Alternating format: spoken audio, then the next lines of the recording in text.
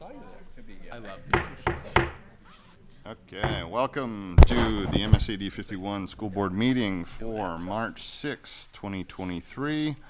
I'll call the meeting to order. We have a quorum here. We are missing currently Kim and Christina. I think they may be in. Yes, one of them will be in. And I know Ann is out tonight.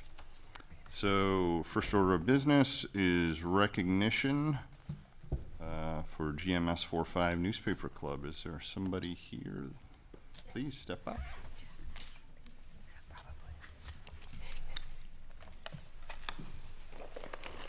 Thank you.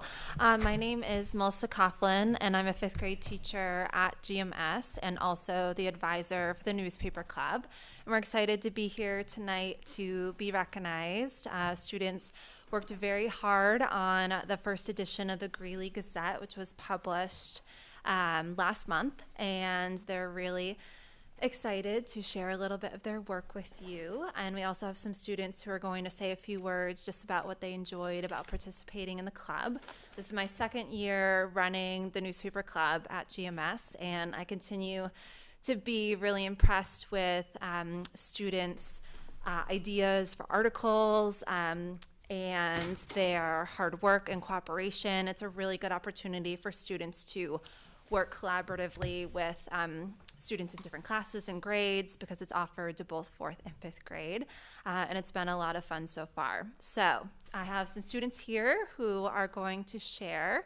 I'm going to invite up Madeline and May first, who are going to read a little bit for you from their article called Top 3 Places to Go in Winter. And we're going to start off with May, and then we'll hear from Madeline.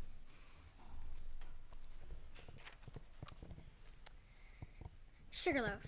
Snowboarding and skiing are great. Sugarloaf has the best cocoa, shops, and of course the popular superquad, a lift. Go sled at the West Mountain at Sugarloaf too. Don't miss out on that. If you live in or rent a house in the Village on the Green, we recommend taking the shuttle because of the bus driver, Sharon, is really nice and she brings her corgi, Stenson, in a candy bucket. So go ahead and sneak candy. So yes, Sugarloaf is awesome.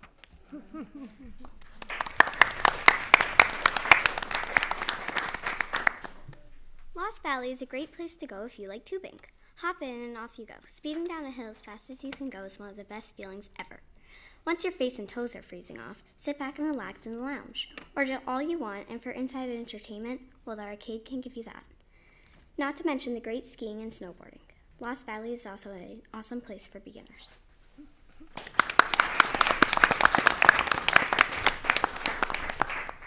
And next up, Sylvia is going to read a little bit of her article called Adopt, Don't Shop.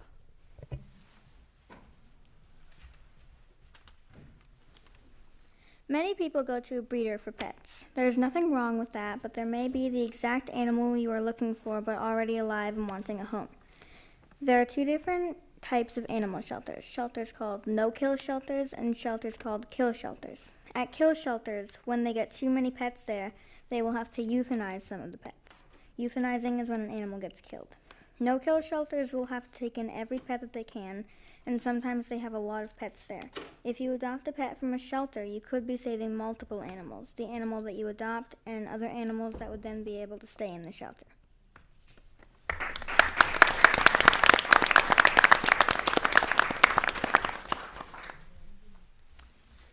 And Jack is going to share with us a few words about what he enjoyed about participating in the club. So I liked that the teacher was a really good teacher and was nice. And also that it was fun to work with my friends on my articles. I did one with my friend anyway. I learned about what's newsworthy and what's not as well. And finally, I also had fun writing my articles because I wrote about something I liked.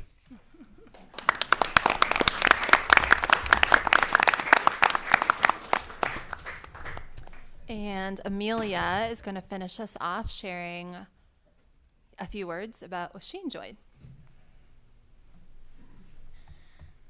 What I enjoyed about Newspaper Club is that we could choose any topic we wanted to write about.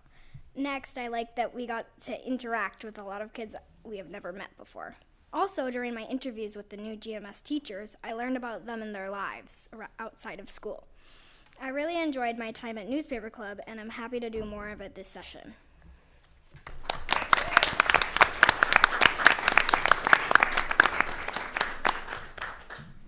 Thank you. And we have a few students here who also did not come up and read or share, but we can recognize with a round of applause for their hard work.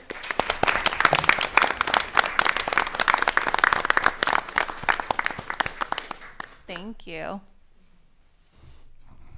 Thank you, everybody, for being here. That was fantastic. Comments from the board? That was awesome. Thank you. Yeah, thank you. Okay, moving on.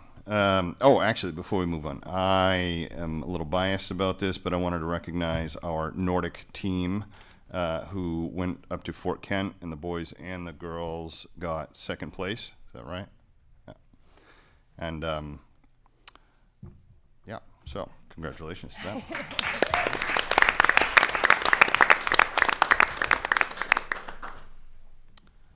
Okay, moving on. Approval of minutes without objection. Is okay if we take them as a group? Anybody object to that?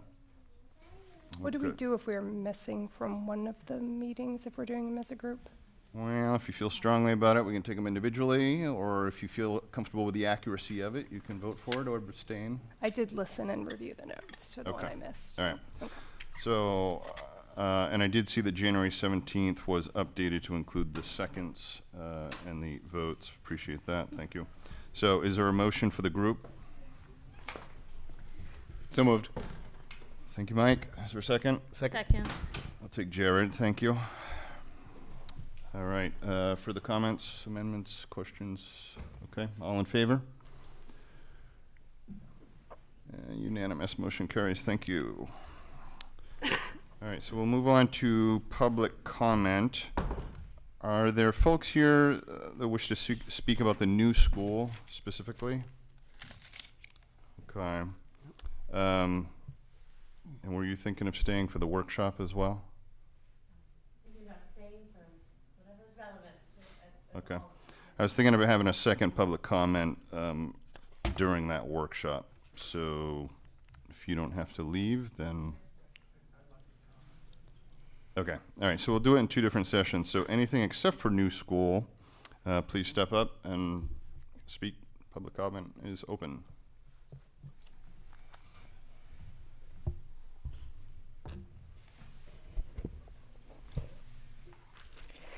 Good evening. My name is Martha Leggett, and I live on Mountfort Road in North Yarmouth. I will begin by saying I know negotiations can be complicated. With this acknowledgement, I've been troubled watching educators in our district stand before the board for months regarding the lack of a current contract for ESPs. I initially presumed this would be a temporary situation and was hopeful that mediation would resolve the areas of disagreement as the months of the 22-23 school year rolled on.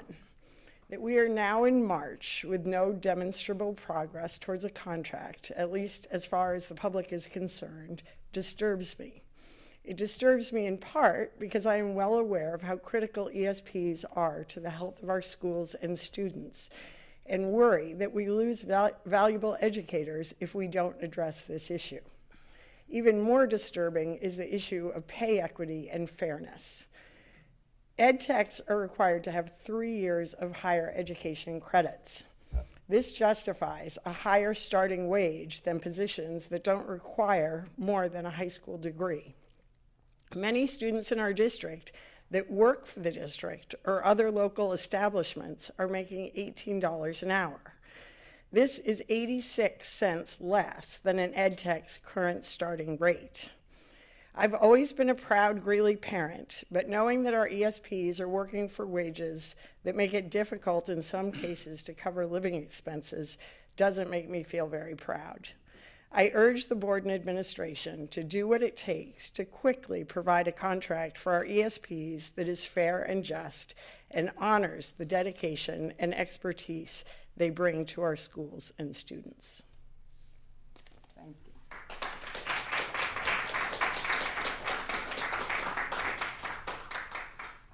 Thank you, Martha. Others? Okay. Seeing none, close public hearing. Can't say much on the matter, as you know, being that we're in mediation, things are confidential, but I feel comfortable that things are temporary, and I expect that we can resolve things soon, hopefully. Moving on to presentations. Number 5, we have Julie Olson here for an instructional support annual update.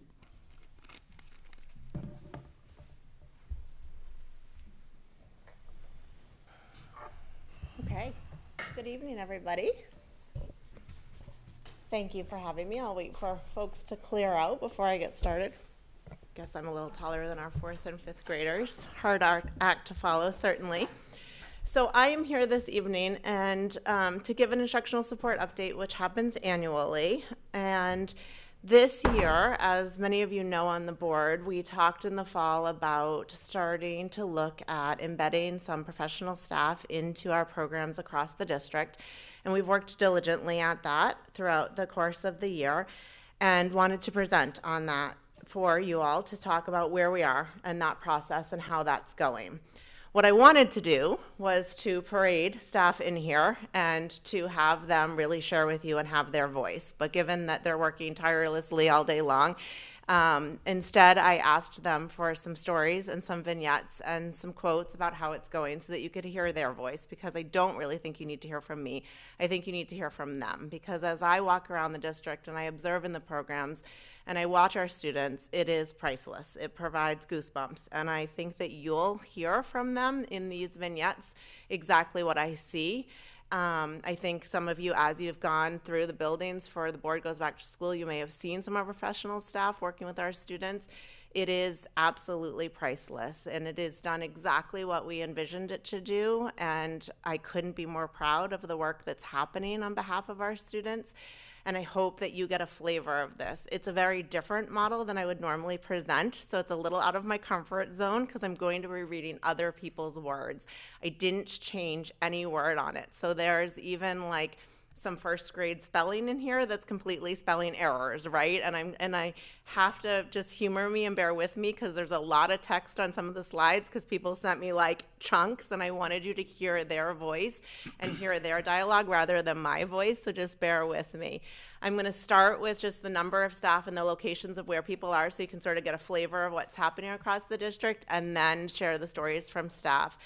I would be remiss to not just pause and say thank you. This has been monumental. This has been huge. And I know this just doesn't come without a price tag and a huge amount of support from all of you. And I know that we're walking into the budget season, and just thank you. Thank you for supporting this. It is absolutely the right thing for students, and I hope that you see that. I'm happy to answer any questions, happy to do any follow-up in any way. I couldn't have envisioned this to even be as strong as it is, right? We knew this was going to be right for kids, and it's better than we could have envisioned it being. I also would be remiss not to thank our building administrators. It takes a lot of work to onboard new staff in the middle of the year and to, embed them into your schools and make them part of the culture.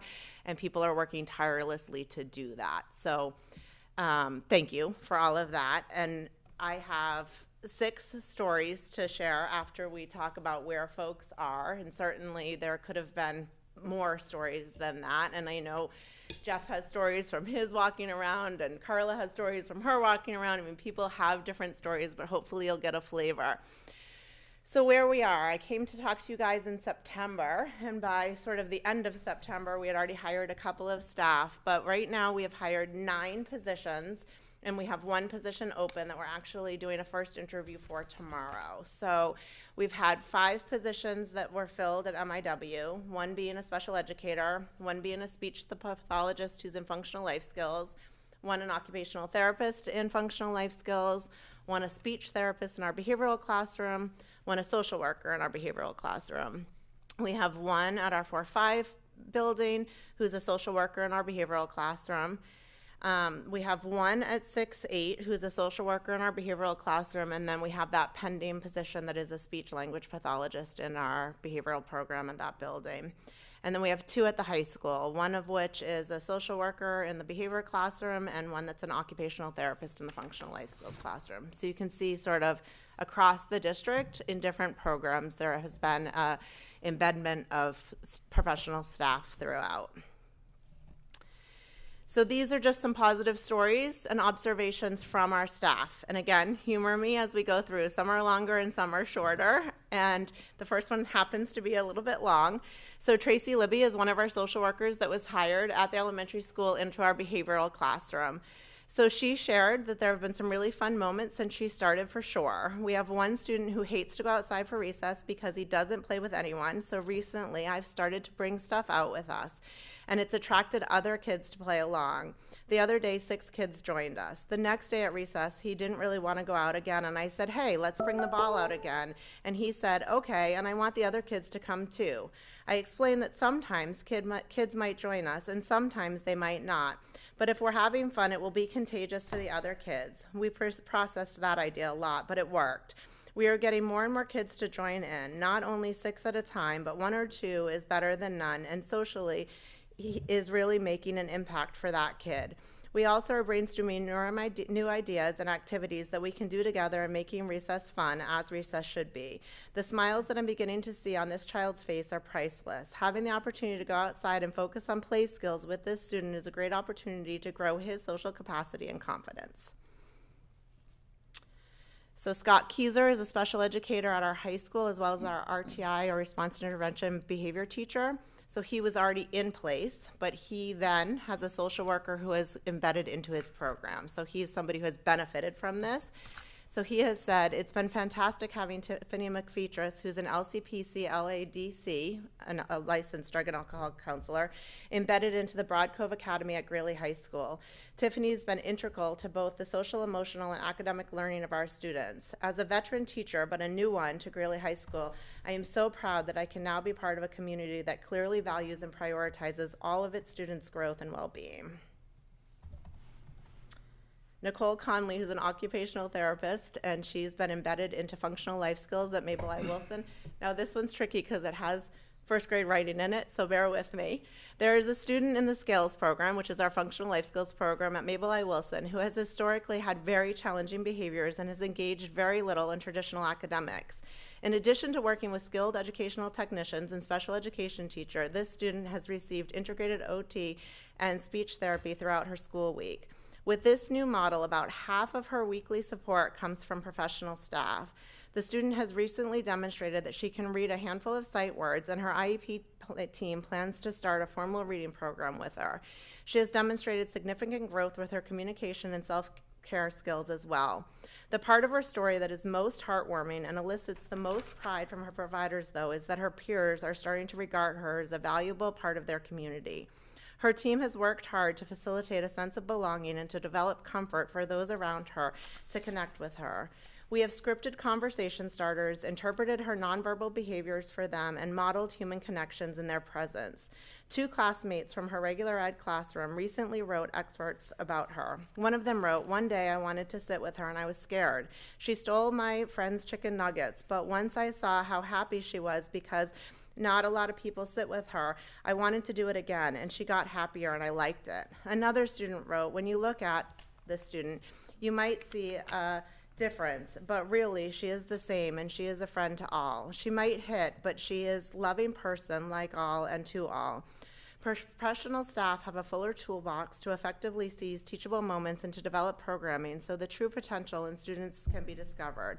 With any new model, there is the remaining kinks to be worked out, but the future is bright. Lindsay Allen is a speech therapist who's in our functional life skills at the elementary level. And she says being in the classroom for extended periods of time has been invaluable in seeing the full academic picture. With more functional life skills, kids getting blocks of time with them and being able to spend some time planning with support staff has been great for getting carryover, especially for device users, meaning students that are using alternative communication systems. and Steve Berry, who's our special educator in the functional life skills. So he has been there, but he's benefited from having both an OT and a speech therapist embedded in his program. Talks about how one of the benefits of this approach is the ease in communication. We see each other's challenging moments and are there to support and process our thoughts. The best ideas come through collaboration and reflection, and now we can do it in real time. I'm so excited for the second half of this year, and especially for the start of the next with my partners.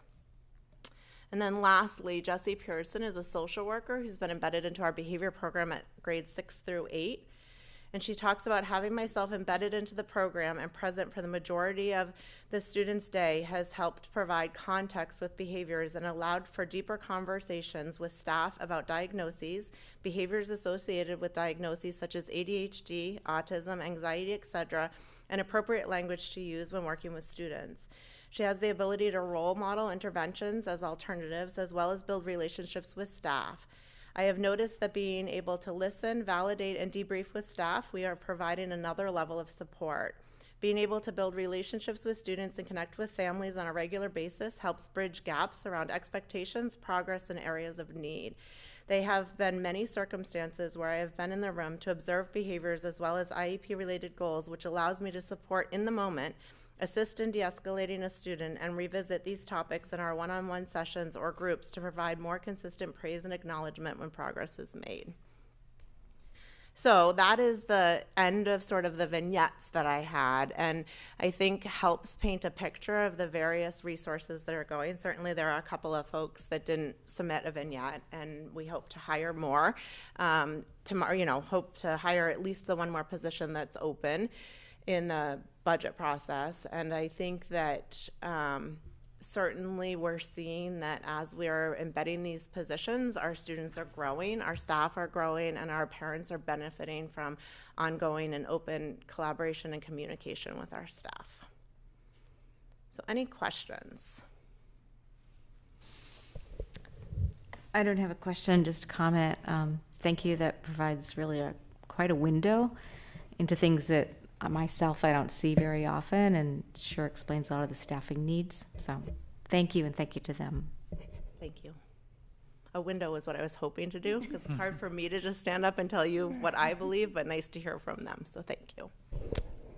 Just a question, because I really also enjoyed this form of presentation, so thank you, Julie. Is there a way we could put this out to the broader public?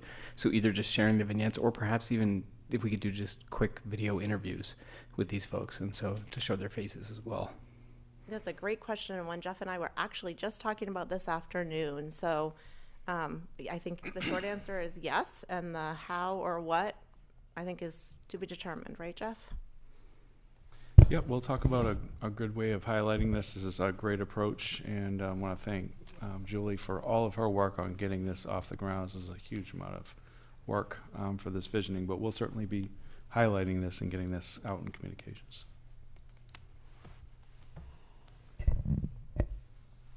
Thank you, Julie. Great. Thank you, guys. Thank you for your continued support.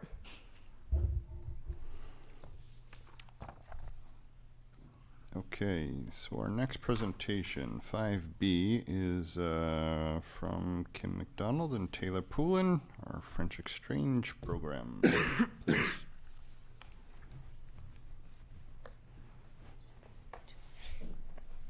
Good evening. I don't really have a presentation per se, but it is to present to the board the exchange program. Here we are again. Since 2014, we've been doing the exchange programs every other year. This will be the 10th year, 5th exchange program. So super excited. I have Taylor Poulin here to partner along the way. So very exciting. We have parents of former students who participated in the exchange. We have a student right here who participated in the exchange program, and I'm going to knock on maybe not COVID this coming time around. Okay. So very exciting to get underway for next fall, hosting 20 students from VAR, and in the spring, actually in February this time, traveling to Bar to spend 2 weeks with host families. So I'm here to answer your questions. And I hope you had a chance, I'm sorry for the delay in getting the paperwork to you. I hope you had a chance to view it and come up with any questions you may have. If you've seen these before, if I'm trying to think if I've, yeah, there are a few people on the board who've seen this before. It looks very similar. Basically the one change is that we're switching from April to February. We're going to give it a try. That is actually so that I can continue to be a part of the exchange program in my new role as IB coordinator. And any time in France is going to be fine as long as we don't get hit with a snowstorm. But even going in April, we got hit with windstorms in Iceland that delayed us for 3 days in Boston. So you can't really anticipate. You never know what to anticipate. So I think we'll be fine going in February. But other than that, it's basically the same as any other year where we're hosting and then going to stay with the same host. Sorry, as I'm looking across, I'm like, oh yeah, another parent. Looking across to be hosted by the same student as we go over there. So, questions for me or about the program? How many kids are going so far? Well, we wait for approval, and then we promote it. And so we usually, we try to keep it around 20. That's our goal.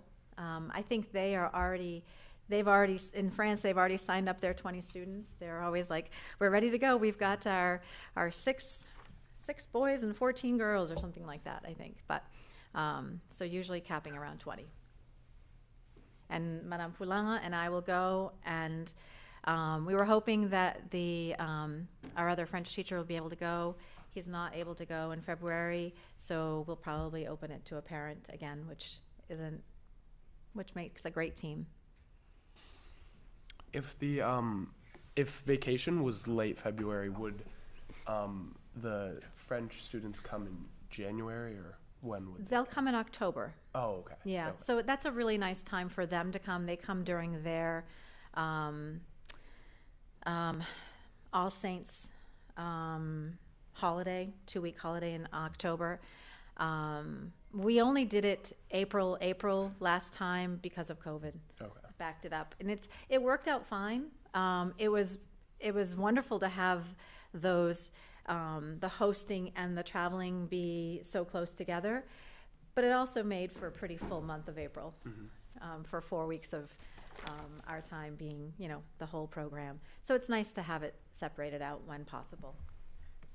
Do you think there'll be anything lost by going to France in February opposed to April? I don't think so. Tulips. Yeah.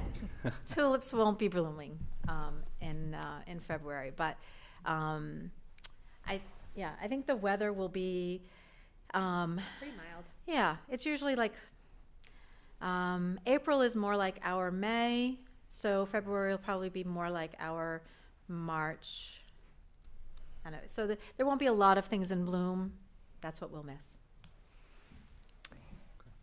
I have a question about the funding. I know that it's self-funded by participants, and so how often is it fully covered by their fundraisers and versus parents needing to be able to pay, and is there support for students who may not have the funding? So in the past, it has been fully funded by parents.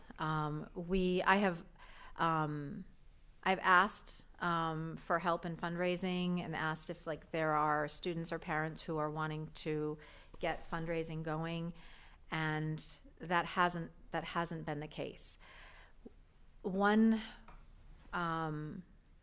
reason to get this far ahead of it, I'll often tell students that, we have the summer, so if they're wanting to raise funds during the summer with work, that time is available. I am very willing to help fundraise. It just hasn't been done in the past. Yeah. I would love to look into some sort of scholarship funding. That's been a goal of mine. since the beginning of this. And if somebody knows how to get something like that off the ground, reach out to me, because I don't know how to get that going, some sort of scholarship, and then looking at like needs-based, that sort of thing. Kim, Jeff, where are we in the process? I apologize, I don't think I got information on this, and I don't see an item for action, so what do you need from us? So tonight, Kim, I guess I'll just ask you, you don't need approval tonight. You're here to give information. We can get approval at the next meeting. I can get approval at the next meeting, that's fine. I mean, I think in the past, before COVID, if there was a motion the night of the presentation, Right. that sometimes happened.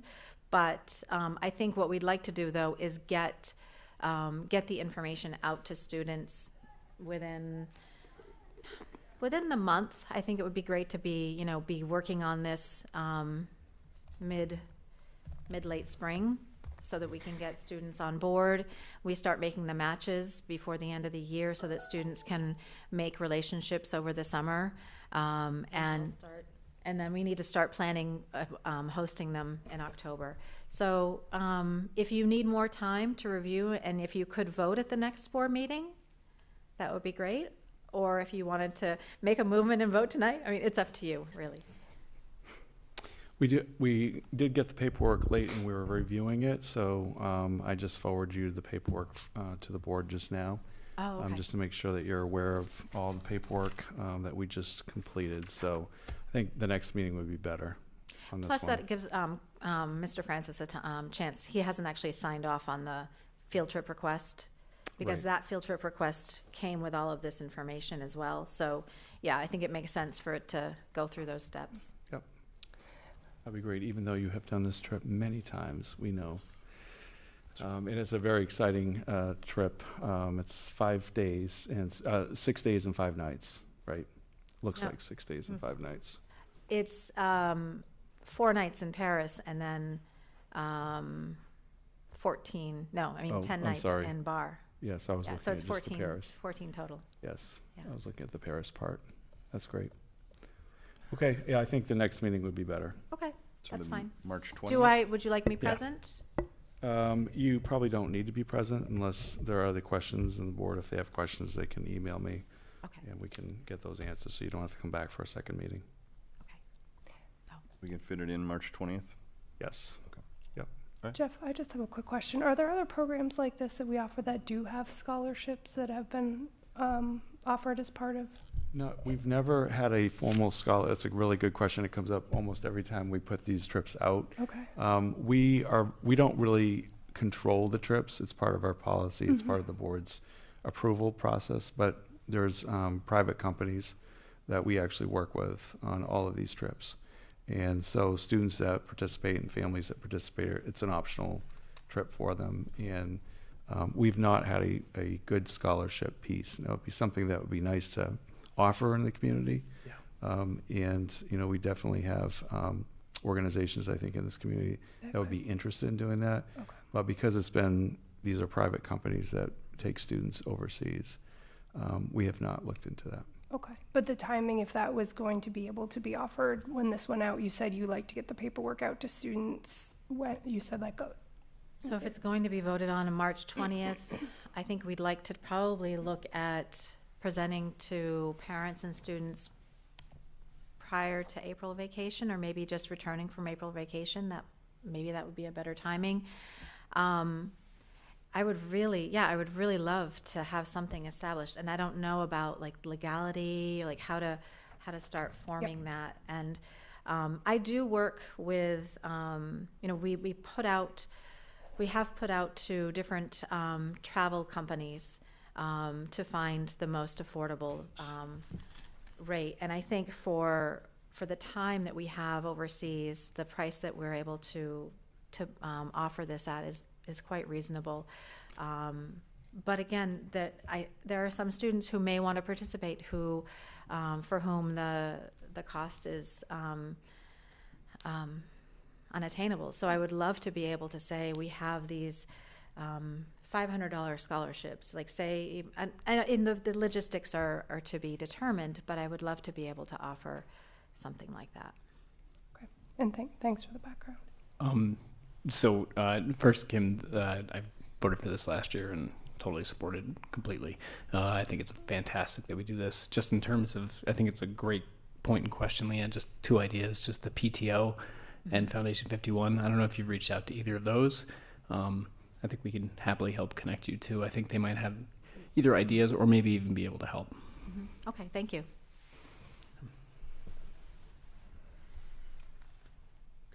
Thank you. All right, thank you.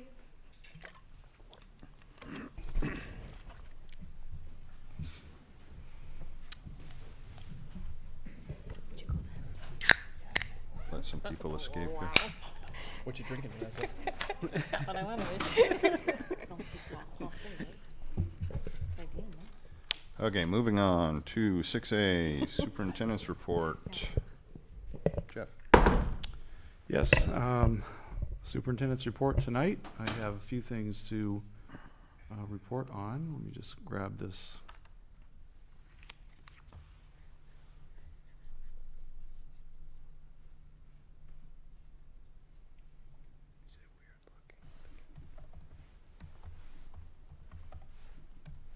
Up there.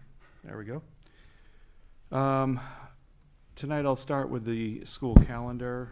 This is the proposed first read of the calendar, which means that the board is not approving the calendar this evening. We're just putting a draft of the calendar before you so that we can go through some of these details and just answer any questions.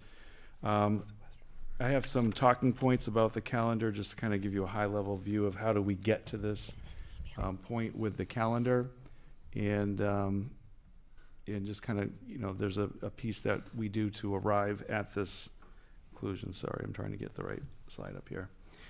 Most of the calendar is actually set by the regional 7 districts that feed into the Portland Arts and Technology High School. State law requires that we have no more than 5 dissimilar days between the districts that go that feed into a vocational center, and so the calendar is set by myself and 6 other superintendents as we kind of go back and forth with the Paths director as well, sitting at the table and making sure that we've got a lot of things like vacation schedules, professional development days, beginning of school, end of school. It doesn't mean that we can't vary on those things. We just can't have we can't have more than 5 dissimilar days between us, and so we often will trade back and forth until we get to that place. This calendar has been reviewed by various district staffers for clerical accuracy, the leadership team, athletic director, teachers association, and we've also shared it with some parents that have had concerns about the calendar in the past. This calendar was checked against a published list of major holidays amongst various religions and beliefs to ensure that we're not scheduling important events on these days. In addition, we have noted for the first time at the bottom of this calendar, there is a notation.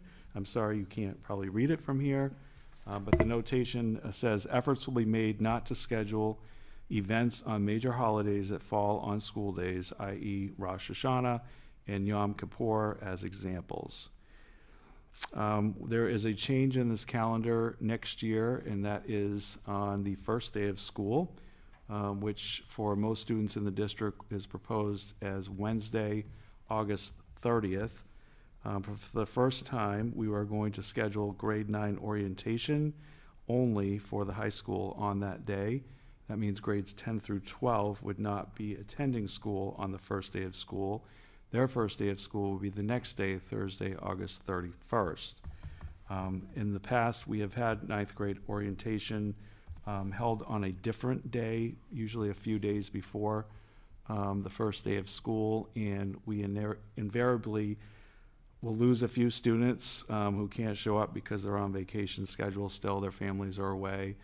We also only get some of our staff that are able to participate for the same reason. So by making this change, this is a recommendation by the high school administration we've talked about this for a number of years and never done it, but felt really strongly, Mr. Francis, the principal, felt strongly that the orientation, ninth grade orientation, should make sure that we have every student there and every staff member in the school also present. And in order to do that, we would have to have that on the first day of school. So grades 10 to 12 would not start until the second day of school. Grades 1 through 8 would start on the first day of school, the 30th. And then kindergarten and pre-K both start the next week on different days. This is the same format that we've used for many years in this district, and it's worked very well. Jeff, can I ask a question? Sure. Sorry to interrupt. Why do kindergarten and pre-K start after? Partly just to get the rest of the students at Mabel Wilson School adjusted, and then kindergarten is usually a large feat we have about 180 students, 190 students now every year. To get them on the bus, this is their first day, to get drop-offs in place. It's actually a pretty big production with transportation. It takes a lot longer.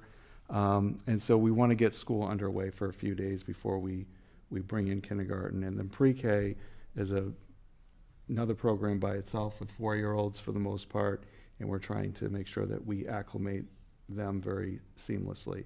And if we try to do everything on the first day of school, it's a lot for a school with 760 students in it. And we've felt this is the best way to kind of seamlessly start the school year off and stagger, different programs as they come in. Has there ever been consideration to flip it, whereas kindergarten and pre-K come in earlier? So that's like they come into a quieter school? I'm not a critique, just asking. Yeah, that's something we haven't actually talked about. You mean kind of like the model with ninth grade? Mm-hmm. Yeah, that's actually not something we've discussed before. I suppose we could discuss it. Yeah. I will actually raise that point. Let's see. I like that idea, Mike. Same sort of logic as the freshman. Yep. Yeah. Jared. Jeff finished his note.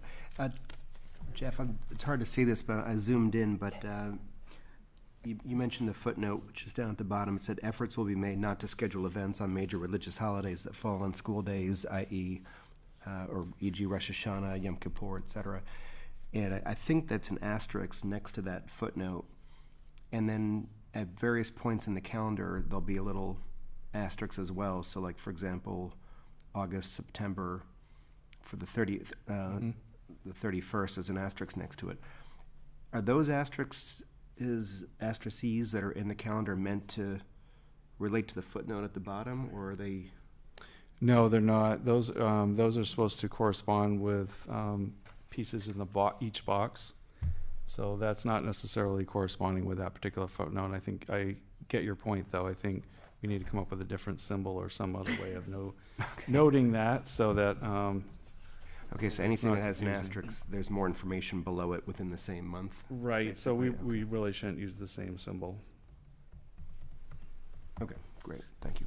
How many of those days do you think there are throughout the calendar, like Rosh Hashanah and Yom Kippur? There are 4 that we know of that occur on school days. Not always the 4. They're obviously at different times every year, but and sometimes depending on the sunrise, sundown piece, it may not be all 4. This year it was 4. We know there's some holidays in December, for example, that fall within the winter break, the December break already, so that was not impacting it that we knew of when we checked these.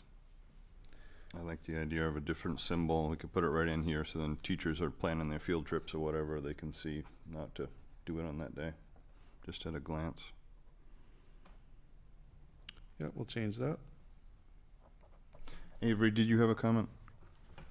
Oh, no, I was gonna ask why 1st through 9th and 10th through 12th started on different days, and I realized, he's doing like a whole like presentation on the changes beforehand. So okay, very good.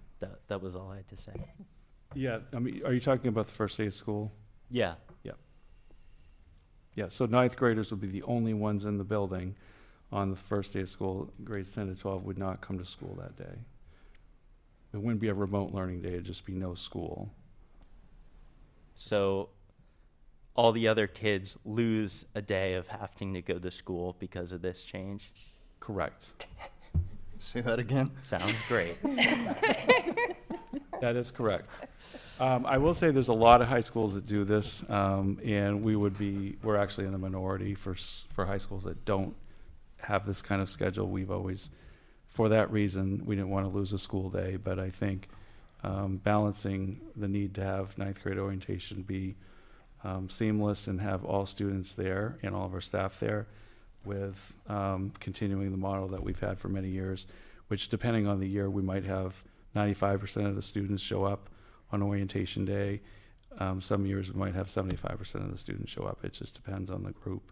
So felt kind of balancing that, what was more important. We felt having all the students there, even if we had to lose a school day. We're still within the state requirement for school days.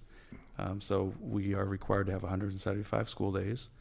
And so we would lose a school day for grades 10 to 12. 12th graders are in a different category anyway because of graduation. But I see quizzical looks. Tommy is soaking this in because he's going to reap some benefit of this, I think. I'm glad we're doing it after Avery graduates. Maybe not benefit, I don't know. Yeah, it doesn't even affect you. Is there any advantage in, say, going, rounding it out to maybe like 200 days? Avery, if you get into the legislature, and I have worked with student representatives before who have been in the legislature, who've been House Speaker, believe it or not, that's how old I am. Oh, wow. And you can go ahead and change the law. That's great. Well, I'm trying to burn as many bridges as possible. I know. The underclassmen. You're nailing it, Avery. Very good. The underclass. It looks like other questions or... Yeah, what's the difference between a professional learning day and a flex day? So professional learning days are actually on-site days. Flex days somewhat are as well, but the flex days are to give credit to staff members for putting in additional time beyond the school hours that they usually are here. So professional learning is always done on-site, and so we've got those built into the calendar. Then we have additional flex days, in this case 2 days, one for fall and one for spring, and that's to compensate for conferences, parent-teacher conferences, because it takes teachers on average about seven hours at least more, 7.5 hours, to do conferences, complete those conferences beyond what we pay them to do. And so we flex that day for them, and just some teachers, depending on the grade level, will do conferences 2 weeks, 3 weeks prior to the early release days that we already give as some of that time. And then some of our teachers are doing them all at the same time, but either way they're having to do them outside of the established workday. So we compensate them for that. Okay. Good question. Some other things, any other questions? I've got some other things too, it looks like. I can wait till the end in case you answer. So I was wondering if you've received any informal feedback about how people in the district feel about the storm days arrangement that we're currently doing. I have gotten some feedback. We got feedback over the years when we did 2 days. People said it wasn't enough. People asked for more traditional days. That was during COVID. People said, we need more traditional snow days put into the calendar. But I haven't heard much feedback beyond that since we've gone to 3 days. I'll explain it too. I've got some points about that. Hopefully it can help. Any other questions before I go on? There are 24 early release days built into this calendar.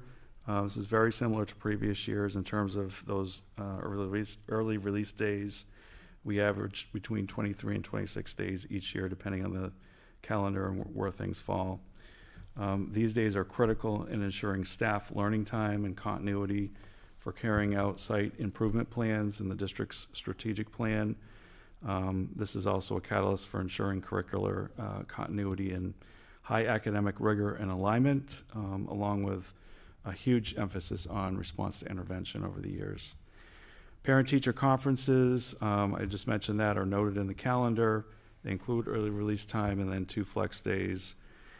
In terms of reverting to full days on previously scheduled early release days when there's a snow day, which of course last week, I did have a couple questions about that last week from parents asking why we can't go to a full day on a week where we have a snow day if we have an early release on that Wednesday. We did look at doing that. We've looked at this several times, and each time it's been brought up, the feedback we've gotten, especially from our administrators and staff, is that parent schedules at the elementary level it would be a complete mess to inform parents. And obviously feedback from the board would be great too. But my guess is that it would be a very difficult situation to change plans.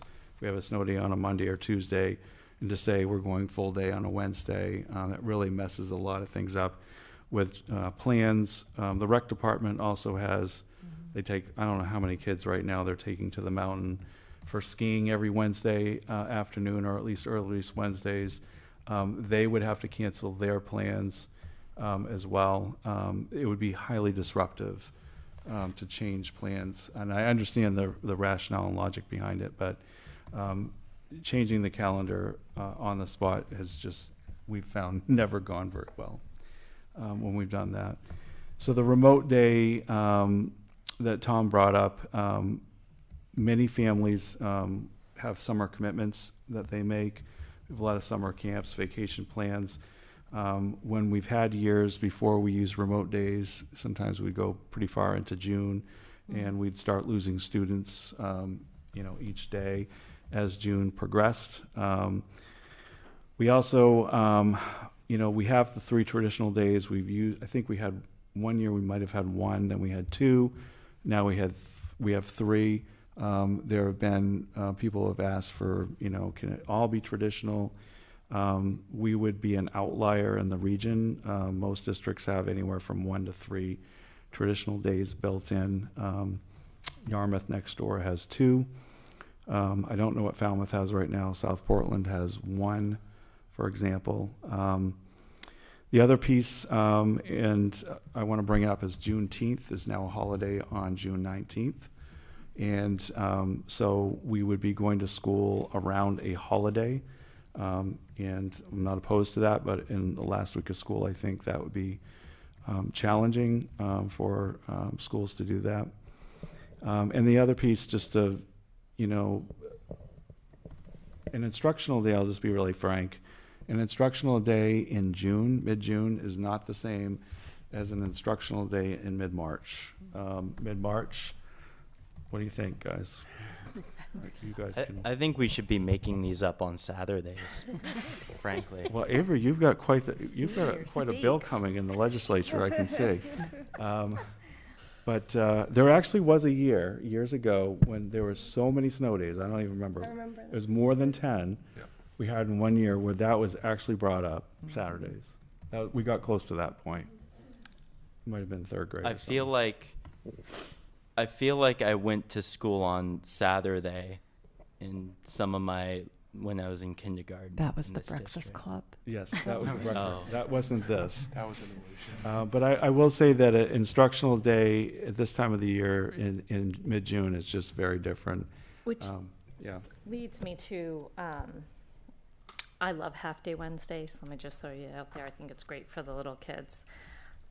We're the only school that does that in our district, and we're also offering remote days.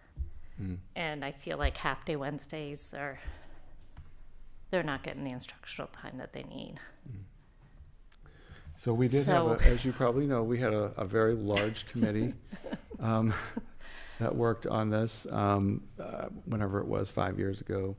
And that committee looked at all kinds of different ways to look at the early release Wednesdays, and then that group at the very end. And we had parents, we had teachers, administrators, board members on that. Worked for over a year on that, I think, if I remember correctly, and concluded that there was no other way that they were going to recommend it, even though many people went in with a different model. We looked at many different models. But just decided at the end of the day that it was the model that it was going to stay with, and that was what the board chose. We can certainly look at that again. If that's something, I wouldn't recommend looking at it again, but it's certainly the board's purview to do so. No, it's just, maybe I didn't ask that right. We're offering these remote learning days, and we're also a district that has half-day Wednesdays. So, and you had mentioned that a lot of the districts don't only offer one remote. So I feel like we're kind of giving more than the other districts around us with the half-days and for professional learning days, and on top of that, having a hard 3 days. Like, I would like to see if we have extra snow days, we're not going to remote, we're going to add it on the end of the year. You guys have your half days. Right. Yeah, I think I said love that. half-day Wednesdays. I think I said that wrong. South Portland only has one traditional day, and then the rest, they go remote after that. They go remote, okay. Yarmouth has 2 traditional days, and then they go remote after that. Okay. Scarborough, I think, has 2, and then they go remote. That's 3 is the most traditional days that I know of in this area. Okay. Where we have the most. So, question, has it ever been considered to tentatively have the half-days in, say, May be used as full days if there's too many snow days? And, planning, not on the spot, but planning ahead for that. Has that ever been looked at? That hasn't. Actually, it's never come up. That's not a bad idea. I know a system that did that once, and it wasn't fun to teach, but it was realistic. Because, teaching kids in June as you add days, no. Yeah, and we also don't, quite honestly, in this district, we start losing students who, there's vacation plans or whatnot. Physically, so the last week of school is not the best attended week of the year. So. Things don't stick to them. You just keep throwing things and nothing sticks. Nothing sticks, right? I have another thought that's going to be extremely unpopular, so address all your email to Jason. Just 'cause. Has it ever been considered to shorten February break? And I know that would, again, make us an outlier. From an equity standpoint, it is a very expensive week, and it affects a lot of families for childcare, for just everything costs so much that week, and it's really hard on a lot of families. And I'm just wondering if that's a discussion that's happening anywhere about shortening that week. It's never. We've never discussed it. In fact, the only thing we've discussed about February vacation regionally, because it would have to be a regional in order for us not to keep just having dissimilar days, was to add a day to the February break because of, again, people wanting to go somewhere else warmer in the winter. That's all we hear. I know. Do people Some of want us to add can't. a day? Yes. That's the only thing I've heard. It's not come up to shorten it, actually. Yeah. The only other discussion that came up, and it's, again, these things come up every few years, is get rid of February, get rid of April, do a March. But again, that would almost have to be almost a statewide decision, I think. Right. Yeah. And not us. So all these things have come up, or most of these things have come up. Christina's idea, we actually have not discussed that one before. Yeah. But yeah. Okay. I'd like to just officially throw it in the hat, just to kind of have people have that on their minds, that it really is a financially very challenging week for families who can't afford to ski or go to Florida. And if we were to shave it off, that could be a couple of snow days that then people have time in June. So putting it out there. Yeah, we wouldn't be able to do it for this coming no, year because it's regionally. But if that's a serious, if there's things that the board would like me to bring to the regional meeting in the fall, we do the regional piece usually in November. Please let me know, and we can make a list, and I can go with my list to the regional meeting and advocate. I want to second Kim's suggestion to bring that to the regional meeting, especially given that we don't have paid family leave as a mandate in this state. And so for families that don't have the means and to have to figure out childcare for 2 weeks during the school year, in addition to the whole summer, Summer, oftentimes there's more programming that's related to towns and municipalities that can be somewhat more affordable, but the weeks, you're exactly right. You look at like with the childcare options, they are exorbitant in February and April. So I think it's worth bringing that discussion. And I'm going to drag this out a little bit longer. Kids that compete in winter sports outside of the district, there's a lot of competitions that happen over February break that they would miss. My daughter, for example, would miss 3 events. Cutting that out. Just April, but I'm sure there's other events that are outside of the district that happens as well. So April tends to be off limits for the most part, except for practices. But you're right. Just so February is a big competition week. Maine and Massachusetts has that week, I think, Right. which also plays into the decision making. The AU Of play the- that week as well. yeah, like the Eastern, Yep. That's a good point. just to throw that out there for Yeah. you. My concern too is that people who are able to get away are just going to go anyway. And I mean, I feel like I see that more and more, people extending vacation on either end, which creates a completely different problem. I will say that that definitely is happening. So February break, we'll start seeing the attendance taper off a little bit a couple days before the actual break Because it's so expensive begins. to travel. And I think it's because of the high cost of airline tickets and all that stuff. People will take off a little earlier, but our attendance definitely drops somewhat that last week. So these are all considerations, important issues as we develop the calendar. But Mike has got the we've got the idea of a shorter February vacation, but I don't know if there's other ideas that have come up as well. Or I'm going to pivot back to the half days because I think we do have more control over that maybe in the short term. I love the break ideas, but I know there's larger considerations. So are we an outlier, the number of half-day Wednesdays we have as a district? Yeah, we also, as part of that committee, we looked at every area district around us, and we were definitely had the highest. Well, Portland had more than us, but theirs was shorter. So I think they had 36, so they literally had it every single week, whereas we don't have it every week. We have it the weeks where there's not a holiday or another day. They had it every single week, but theirs was not, for the elementary level, it wasn't as long. I think it was an hour and a half, something like that.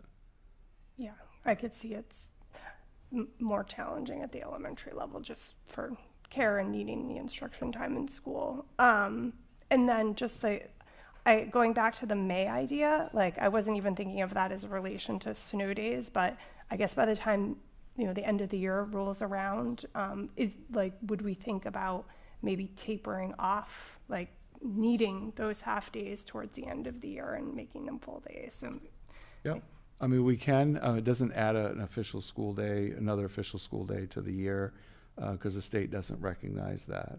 But you can just for making up instructional time in person. But it won't count as another school day by doing it. Okay. Yeah.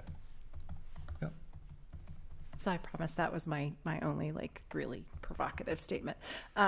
I just wanted to say that I really am glad that we're doing the ninth grade only in the high school. I know Falmouth does that, and the Falmouth, just so Tommy, you're prepared.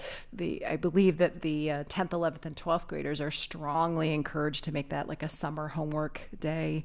That the teachers will email them ahead of time and say, you work on this book, you can have everything ready for the next day. So it feels a little bit to them like it actually is like a work from home day. So if parents are, concerned about their kids missing a day, I do like the way that Falmouth, just kind of the approach or the attitude towards what that day should be or could be for them. So I think it's great. And my last question was, how is the parent-teacher conferences on the 20th and the 21st of November, how has that been received? What kind of evaluation has been on that? Way better from our staff. Okay. And I think part of it is that there's flex time prior to that. Those aren't the only times, obviously. There's a flex day. But we certainly went back to our old model of teachers being able to conference at different times that make sense for them on either end of the school day. within like a 3-week period of that time period. And that, with the feedback we've gotten from teachers and administrators, is it worked a lot better. And teachers had talked to parents and asked them what they thought when they were meeting with them, and we got good feedback on kind of going back to that model that we had before. There hasn't been any major concerns. There was a major concern for a year or two during COVID, when we had a model that was we were trying to keep things, under wrap a little bit more for obvious reasons, and that didn't go as well. People didn't like it, they didn't like the format. But this one, we've been back to this now for at least a year, and it's working better. Yeah. So Jeff, it looks like pretty much every week that doesn't have a holiday in it ends up with a half-day Wednesday. That's right. Yeah. By default, and that's a lot of half-day Wednesdays. Do we have the ability to reduce those? The board always has the ability to reduce those. That's a local decision. That doesn't affect the region at all, the half days. So it's been this way I'll just tell you, the history of it has been this way, I've been told, for 30 years. In the district that it follows that. We did try to reduce the early release days 1 year, and it was very confusing. And I actually don't know if we actually followed through on it or we talked about it. Can't remember. But and just reducing them overall. But because the schedule got mixed up, there was a lot of confusion from parents and staff saying, if you're going to have a model, just stick to it. In other words, if there's a holiday in that week and you don't have a 5-day week, then that is obviously not an early release. That's easy to remember. If it is a full day week, then there's an early release on a Wednesday. And that's why the numbers vary a little bit from year to year. I don't think we actually followed through on that. I think that year we strongly talked about it, and everybody felt like that was worse. Trying to reduce like 3 or 4 days made it much more confusing. So you're advocating for getting rid of them altogether? No, I'm advocating for keeping them as they are. Professional learning. With all the things that our teachers are doing, especially at the elementary level, where they have a lot less planning time, early releases, I mean, there's about 2.5 hours for elementary staff and 1 hour for secondary staff on Wednesday early releases. Those have helped in huge dividends with professional learning with our staff. I'm very much an advocate. What do others think about reducing half days versus the value of consistency? And reducing the half days would increase instructional time. What do people think? Is there information from that group that came together 5 years ago that can be just reshared, just to have all the perspectives that were love to do that. Brought in for that decision? Yes, we had a whole presentation. Actually, it was 13 months, now that I remember, that we worked on that. So the whole presentation, who was on it, and all the outcomes, all of the models that were looked at. Very comprehensive. Okay. So I will share that with the board. It's really easy to kind of like gloss over the value that it can bring to the teachers who get that time. Yeah, and we did being on the parent end. Yeah. And that's why it took 13 months, quite honestly, because I think there was a lot of assumptions made going in, and then people kind of had different thoughts. I mean, obviously, if you've got one perspective, you're probably going to keep that perspective, but you might expand it a little bit.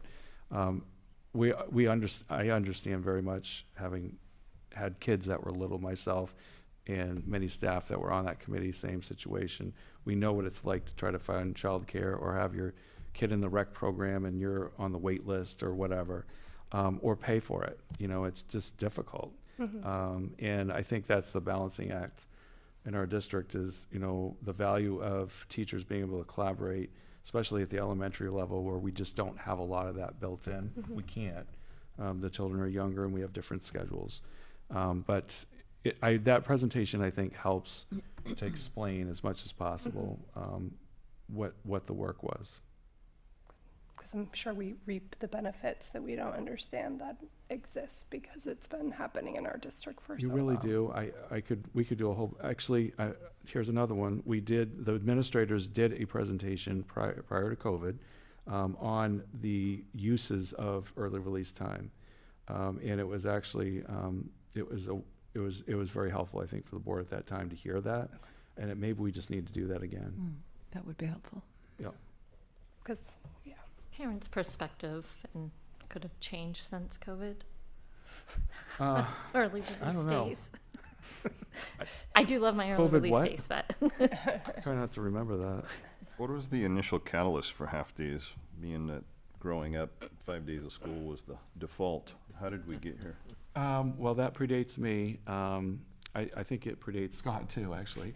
Thank you. We had an administrator, Ken Yeah, Marks, who was last here century. for 40 years, and he said it predated him. He was here 40 years. So I think it's been a very long tradition. Now, it may not have looked exactly like this model, but a long tradition of most Wednesdays early release in the district. But it doesn't detract from the total educational time during the week. but Wednesdays are Having the very 1.5 short. days, yeah. Wednesdays are a very short day for the little kids. By the time they get there, there's not a lot. The teachers do the best that they can to get that instructional time in, but it is a short and quick day. And you can see that from the kids. I mean, I do like my half-day Wednesdays with my little ones, and I keep on saying that, but for instructional purposes, a half-day is very rushed. I mean, like, they get there, they have lunch at 11 or 10 or whatever it is. So I think it's something that's dated, and maybe we should look at it again. So would you like? Not now, but. Yeah, I've some made a point. couple notes. At first, I'm going to share the presentation that was done by the committee at that time to the board, and it will go through all of these pieces. So I think that's important for the board to have that. But in the meantime, it sounds like the board might be interested in hearing how Wednesdays are used now, currently. We've done that presentation every 2 to 3 years as we've been requested. I think That's it's something. worth a discussion, especially since COVID and the value of additional instruction time. Others, please. Avery? Yeah, just on my end with the short day Wednesdays, I don't want to call them half days because it's an hour off your day, which equates to like 5 minutes off a class for me or something like that. But I think that there might be some advantage to cutting down the number of short days in order to maybe have, full days off at the end, or, at the very least, at the high school when kids don't think about how it's a short day because, they're more inconsistent than you think. And, kids show up like 30 minutes late to class because, like, what day is it?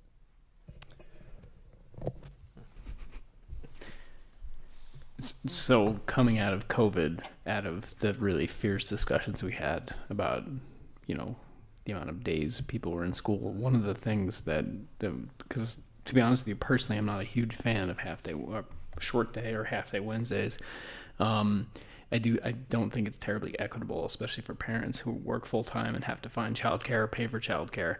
But I think that's where the differential is. I can see, and I had a long discussion with a couple at your direction, Jeff. I met with Joan and a few other folks and learned a bit about the 13 months of discussion, and there's good reason behind it, but it doesn't balance out the inequity. So I think it does deserve another discussion, perhaps not about removing shorter Wednesdays, but how do we make it so that kids and parents are not, it's not tilting against them while supporting our educators and staff. Yeah, we didn't hear about the early release Wednesdays, obviously, during COVID because it wasn't a front and center. There was other issues that were pressing quite a bit, and it really wasn't. I remember. It wasn't really, it was almost irrelevant. Actually, 1 year was irrelevant during the hybrid year because Wednesdays we weren't here at all. Exactly. But, so I'm not surprised that this has come up again, and I have had a couple of people ask me about it. And so leading up to this meeting, are we going to revisit this again? And so I figure this is probably, we have to continuously put information out about early release Wednesdays, and I think that's incumbent on us as administrators to help with that, and help people understand the value of it. And then the board has to weigh that against the value of having, like you said, the mic around parents and their schedules as well, and being able to do this. Yep. So it's a long-standing conversation. Yep. I've been told 50-something years in the making. So Longer than me. When do you need to finalize? So the calendar is, tonight's the first read, so it's really the next meeting. And the reason we put the approval in March is that we already get phone calls and emails from parents saying, when is the calendar going to be published? And if it gets much later than April 1st, it's just too late. People are planning. They want to know when the first day is when's orientation day. They want to know those things. So that's why we've always tried to get the approval done in March. Has changing the half-day to Friday has ever been looked at? That was one of the models that the committee did look at, was Fridays instead of Wednesdays. It's the ski parent model, apparently. Probably, right? That's what it would be. It was actually, the committee actually liked it. It was actually one of the top picks. And then by the end of the 13 months, it was like, that's not going to work. So, and I think you'll see when you see the presentation why each one of those models that was looked at ended up not being a good model at the time. But, certainly I'll get that presentation to you. And I do think that it's time for us to do a presentation for the board, the administrative team, about how we use these days and their effectiveness for our staff. Thank you. Any other questions about the calendar? So the 20th, we're hoping to hopefully get a vote on the calendar so we can get that out to parents and staff and solidify the calendar next year. Oh, that's only part of my report, sorry. I knew there was another part. So going back to the reports, there's been a lot of things going on in the district besides the calendar.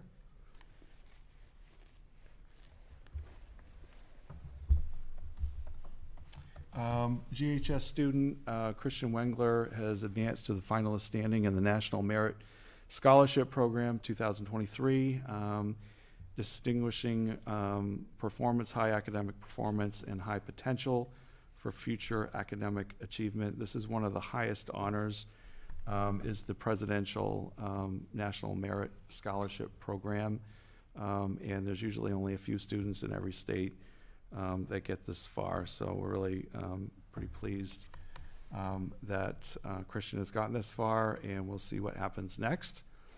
Melissa Coughlin. Melissa was actually just here. You saw her a few minutes ago talking about the newspaper club. That's not Melissa, obviously, reading a book. That's Allie Waterhouse. She's one of our school counselors at 4-5, and she's reading a book as part of the World Read Aloud Day. I actually read as well over in the 4th and 5th grade school. And Lou. Lou was very much part of, you can't have Read Aloud Day. You can't do anything without Lou. Lou was around, always reading and enjoying the kids and the kids enjoying her. We had 3 seniors. Charlotte, Connor, and Lauren have been collaborating with Jonathan Dawson, the steward of the Cumberland Shabig Land Trust, on a year-long SILO. SILO is the independent projects through the Pathways program at the high school. Currently have over 40 students right now involved in a SILO project. And these 3 students were learning about nonprofits, conservation, land management. They get credit for these kinds of projects. We've had them for a number of years now. And you can see one of the students, Lauren, is reading to children at the Prince Memorial Library. In 4th and 5th, again, math class students had a Valentine's Day assignment. Make Valentine's Day cards. However, can you do this? Here's the assignment. The design on the outside must be half the width of the card itself. The design on the inside must have at least 2 images. One must be 3 times greater than the other. So it's not just making a Valentine's card. It is math. And actually, these are the kinds of state standards that our students have to meet. That's an example of one of our mathematical state standards.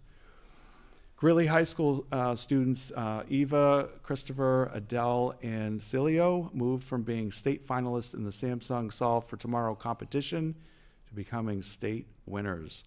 And through their study of contamination in public drinking and wastewater, they met with experts at the University of Maine, as well as entrepreneurs and business owners, and they have won $14,500 in technology money for the school district, which will go to the high school.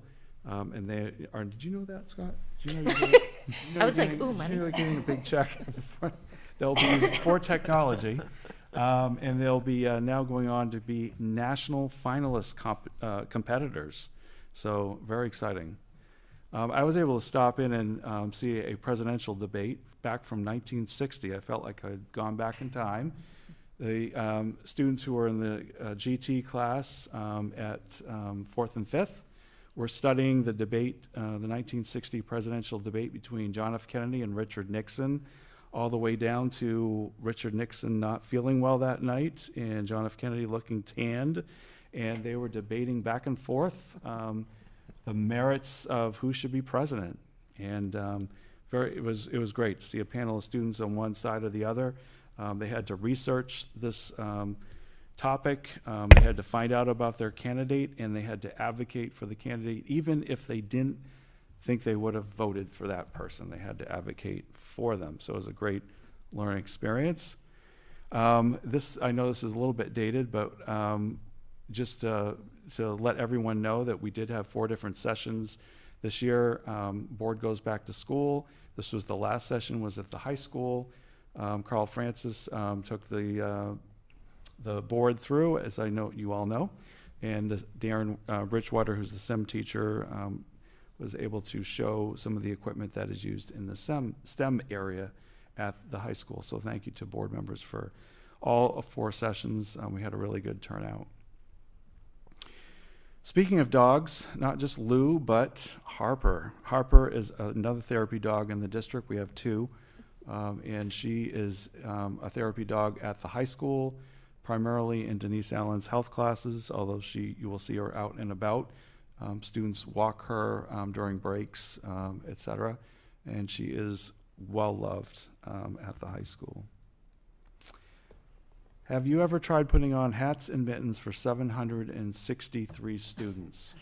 Well, this is Mr. Stevens. He's a teacher at the Mabel I. Wilson School.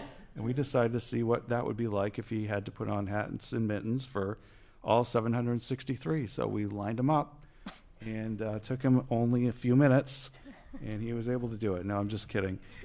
This is just a dismissal, student dismissal at the end of the day, but think about all that needs to be done to get students out the door, get their things together, get packed up, make sure that they are bundled up for those nice wintry days. So the staff is amazing there. Not only do they teach academics, but they also they bundle the kids up and get them out the door so they're nice and warm.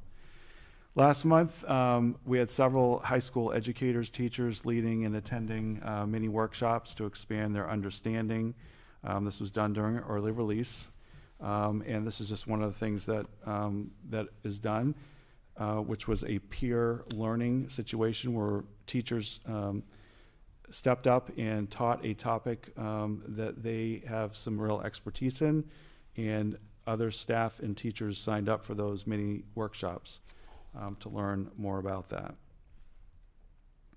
I'd like to just congratulate all of the sports athletic teams this winter. I know that there were many teams that came a little bit short of where they wanted to be, but they did an outstanding job. They worked hard, and we're very proud of all of our athletic teams. And a special shout out, I know that Jason mentioned the boys and girls Nordic ski placing second. The girls and boys swim also did well, placed third at their state meet. But again, congratulations to all of our student athletes at the high school and middle school this winter in the season. And I do notice at least one of our familiar students there in the bottom picture. Ruth Weeks, we've mentioned her before, but we have to keep mentioning her because she keeps winning. So this time she had gone on to the state speech and debate competition, and now she's been invited to the national speech and debate competition in Phoenix, Arizona in June. So congratulations to Ruth. There was a story that aired on News Center 6 about her her really impressive showing in debate and speech. Congratulations to high school art student Bryn Vogel. She's been included as part of the Portland Museum of Art National Youth Art Month. And so her exhibit is on display at the Portland Museum of Art. They collaborated with the Maine Education Art Association. So National Art Month has come to Maine, and you can see Bryn's work between March 1st and April 2nd. You can also go online at the the Art Museum's website as well.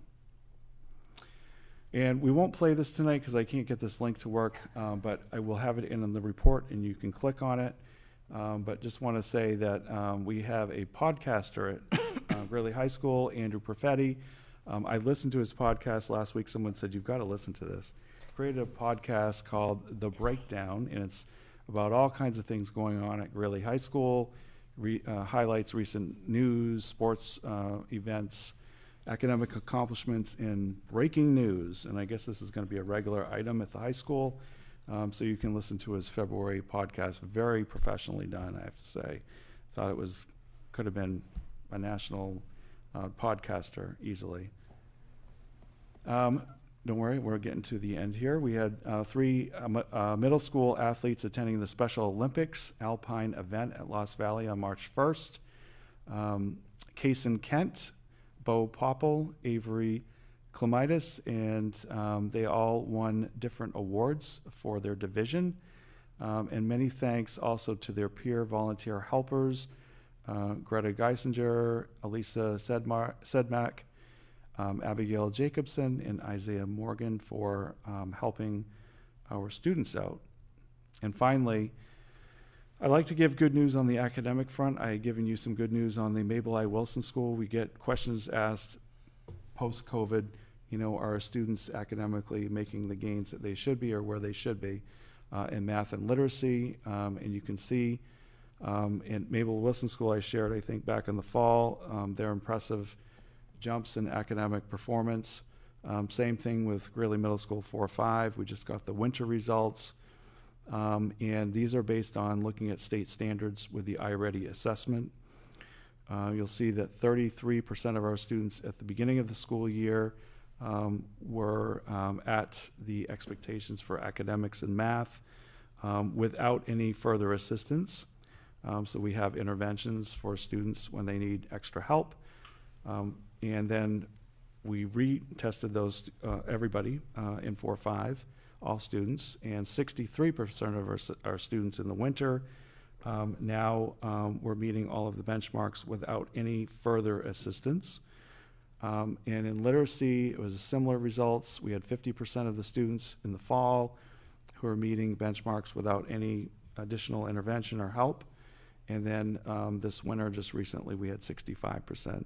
And again, as the year goes on, those percentages typically continue as they go on. So that's very impressive for the middle of the school year. And just wanted to share that. It's very similar to the Mabel I. Wilson assessment results that I showed you a few months ago.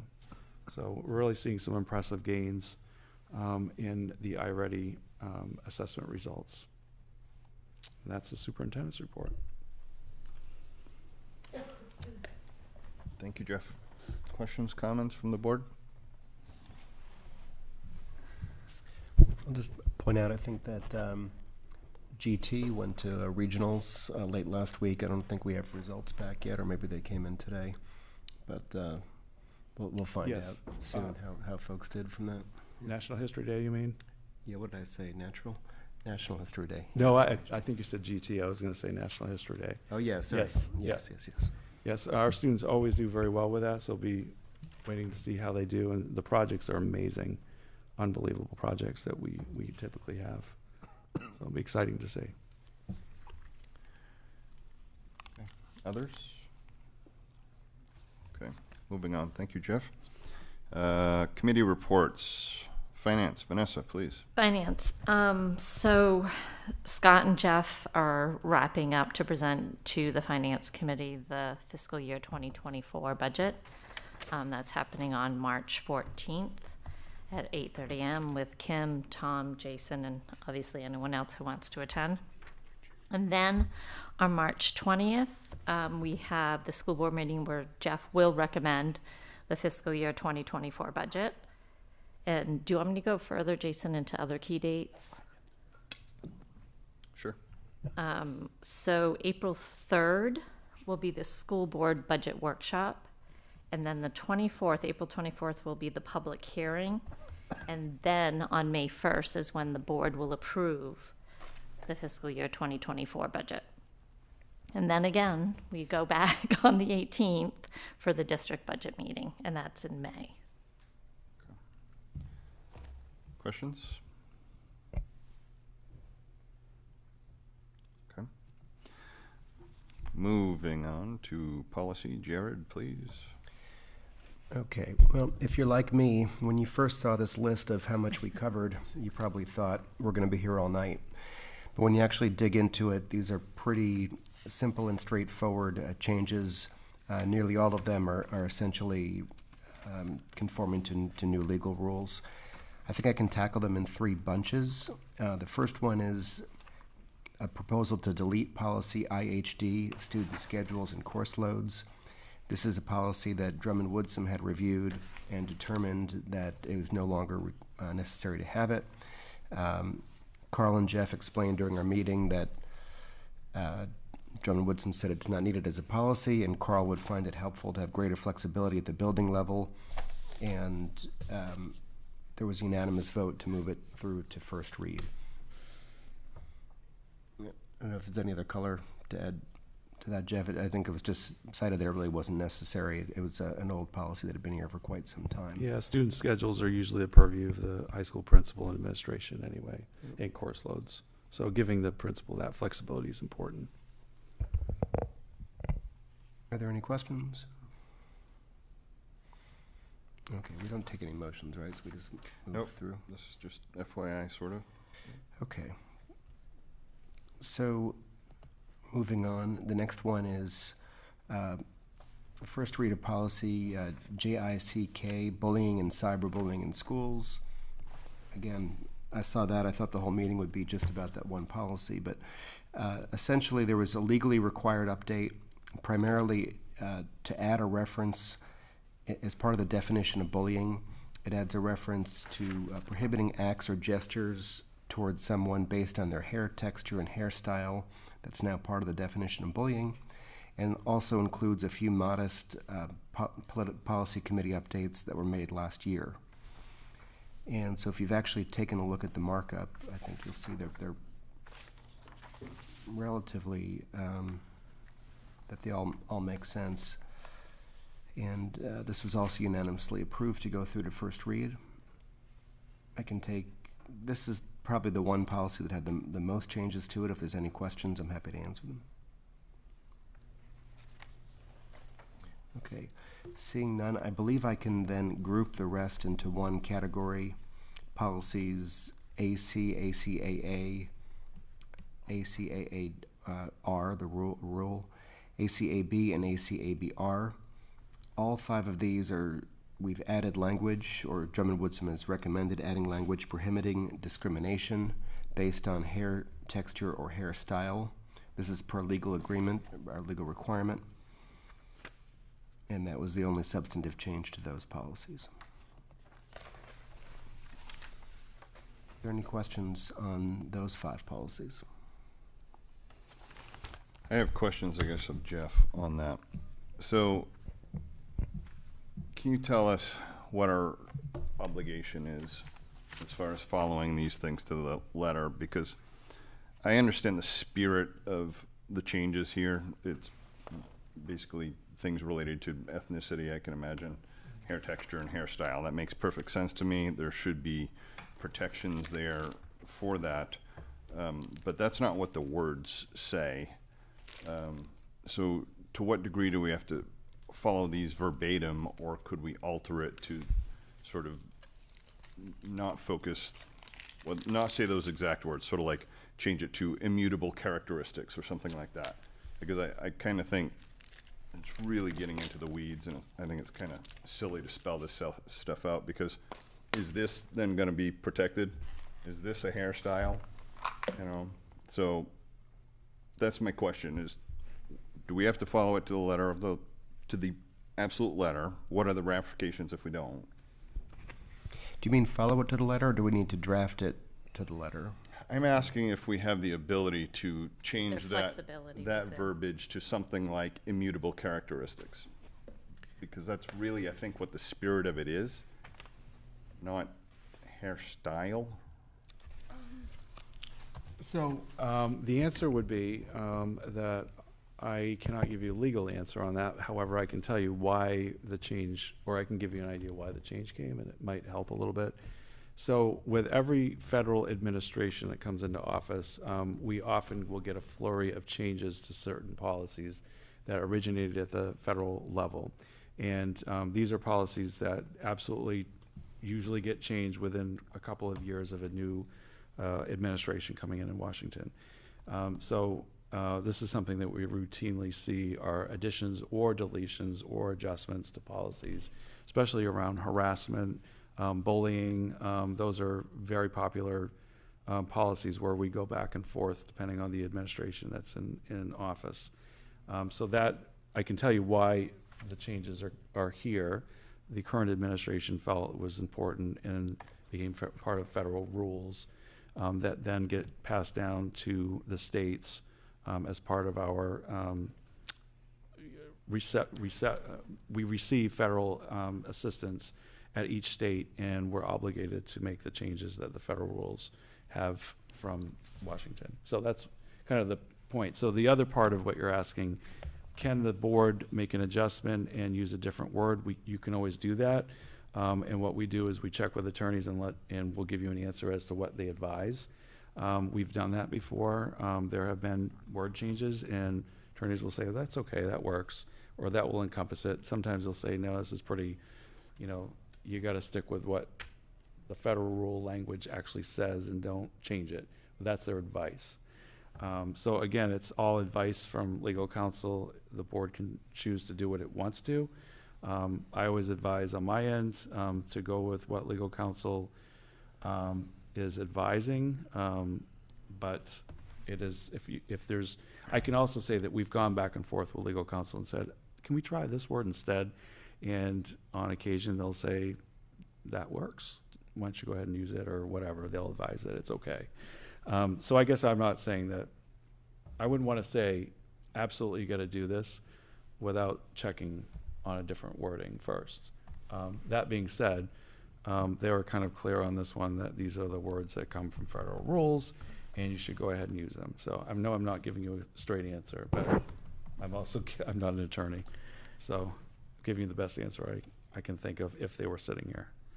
No quibble with that at all, just Jason FYI. So this is based on a state law that passed a year or so ago, and the hairstyle, the word is explicitly in there multiple times. So you can ask Drummond, I'm not a lawyer, let alone the lawyer for this district. You could ask, but I have a feeling they're going to say, nope, it's in the law.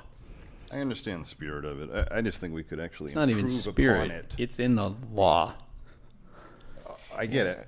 Yeah. I know what they're trying to accomplish as far as protecting certain things, as we should. Just right. I think I understand Jason's point, which is that Jason's suggestion of immutable characteristics is broader, and it actually protects from what the specific law. So there was a law called the Crown Act that Governor Mills signed into law, LD 598. Last August, and quote, an act to prohibit discrimination in employment and school based on hair texture or hairstyle. Amends the Maine Human Rights Act to prohibit discrimination based on hair texture or hairstyle. So clearly Drummond just drafted or edited our policies very tightly to exactly correspond to that, the name of the provision. I think Jason's point is that a broader point, like there shouldn't be any discrimination based on immutable characteristics, would include many other qualities in addition to this specific one. It makes sense. It's just a question of what Drummond Woodsum says is best practice and so forth. You can certainly ask them and hear what they say about it. I expect to lose the battle, but I'd like to ask the question. Yeah, I also disagree, just for the record. I don't disagree with you asking the question. You can totally ask the question. But I do think the immutable traits piece is about protected classes. And then there are immutable traits that are not generally subject to racism. So I think this is based upon case law where this has happened and actual instances of racism. Yeah, Is it also with regards to maybe, say, our trans kids, a biological female who's wearing a more male identifying hairstyle? I mean, is that's not immutable, but does that fall under the same protection? It's a good question, Kim. Interesting. I would assume that a student who identifies that way and has that hair texture would be protected. That's what I'm assuming. Well, that's what I'm saying. Is that why it's written that way rather than immutable? Because that was where I first went to as well, Jason. Is that it's more of a racial immutable quality? But the more I thought about it, I wondered, well, perhaps it's also protecting our trans students or other kids who are expressing themselves through their hairstyle. Yeah, fair point. I just wanted to add too that I know the state law that was referenced. I forgot to mention that part. Thank you, Mike. But those state laws obviously get amended based on the federal laws and rules that get amended in Washington. So it obviously is a whole process that often starts with the federal government and then makes its way to the state as part of our federal funds that we receive in the state. So. I think the key takeaway here is that if this goes through, and I suspect it will, Avery will be in big trouble for commenting about my hairstyle. What hair? Yep, got a couple more weeks, buddy.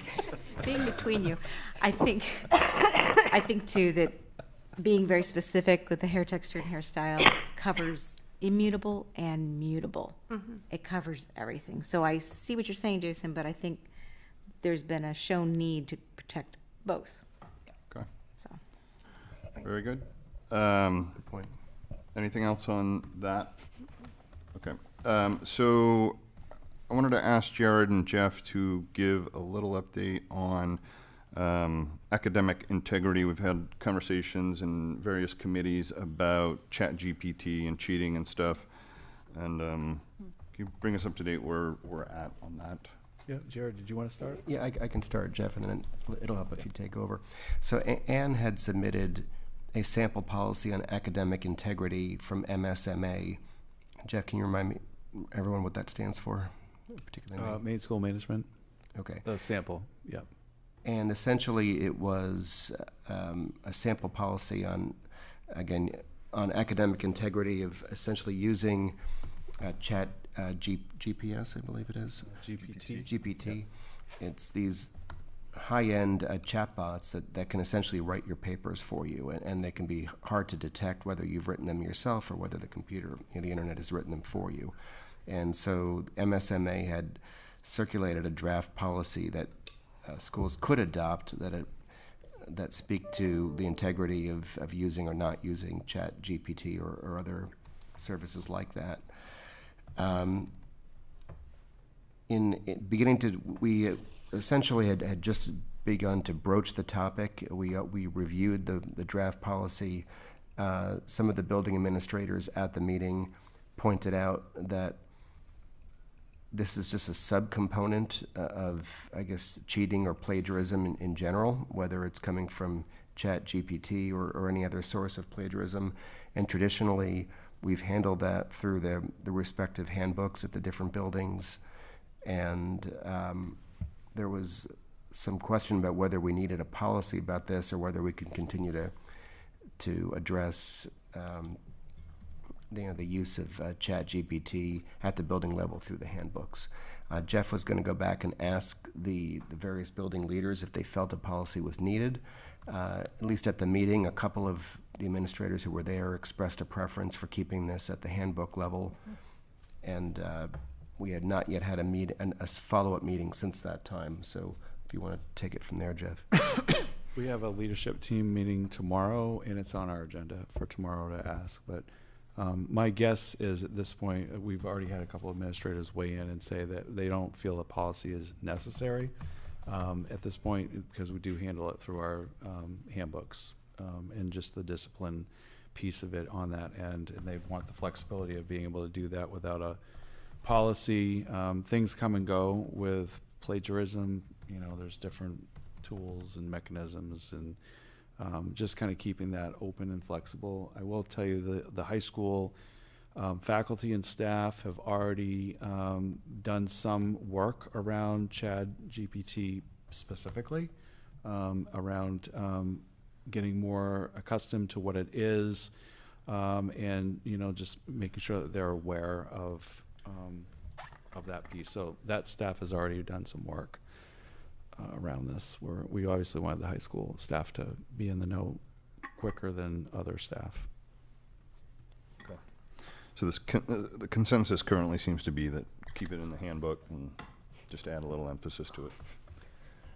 Avery's dying to say something. Yes, I'm dying to speak. Is this on? Yeah. All right. So I don't know if a policy is necessary. I think it kind of goes without saying that, using ChatGPT or any other chatbot is plagiarism. I think where we really want to be cautious here is that we don't try and fight a losing battle. And what I mean by that is, we can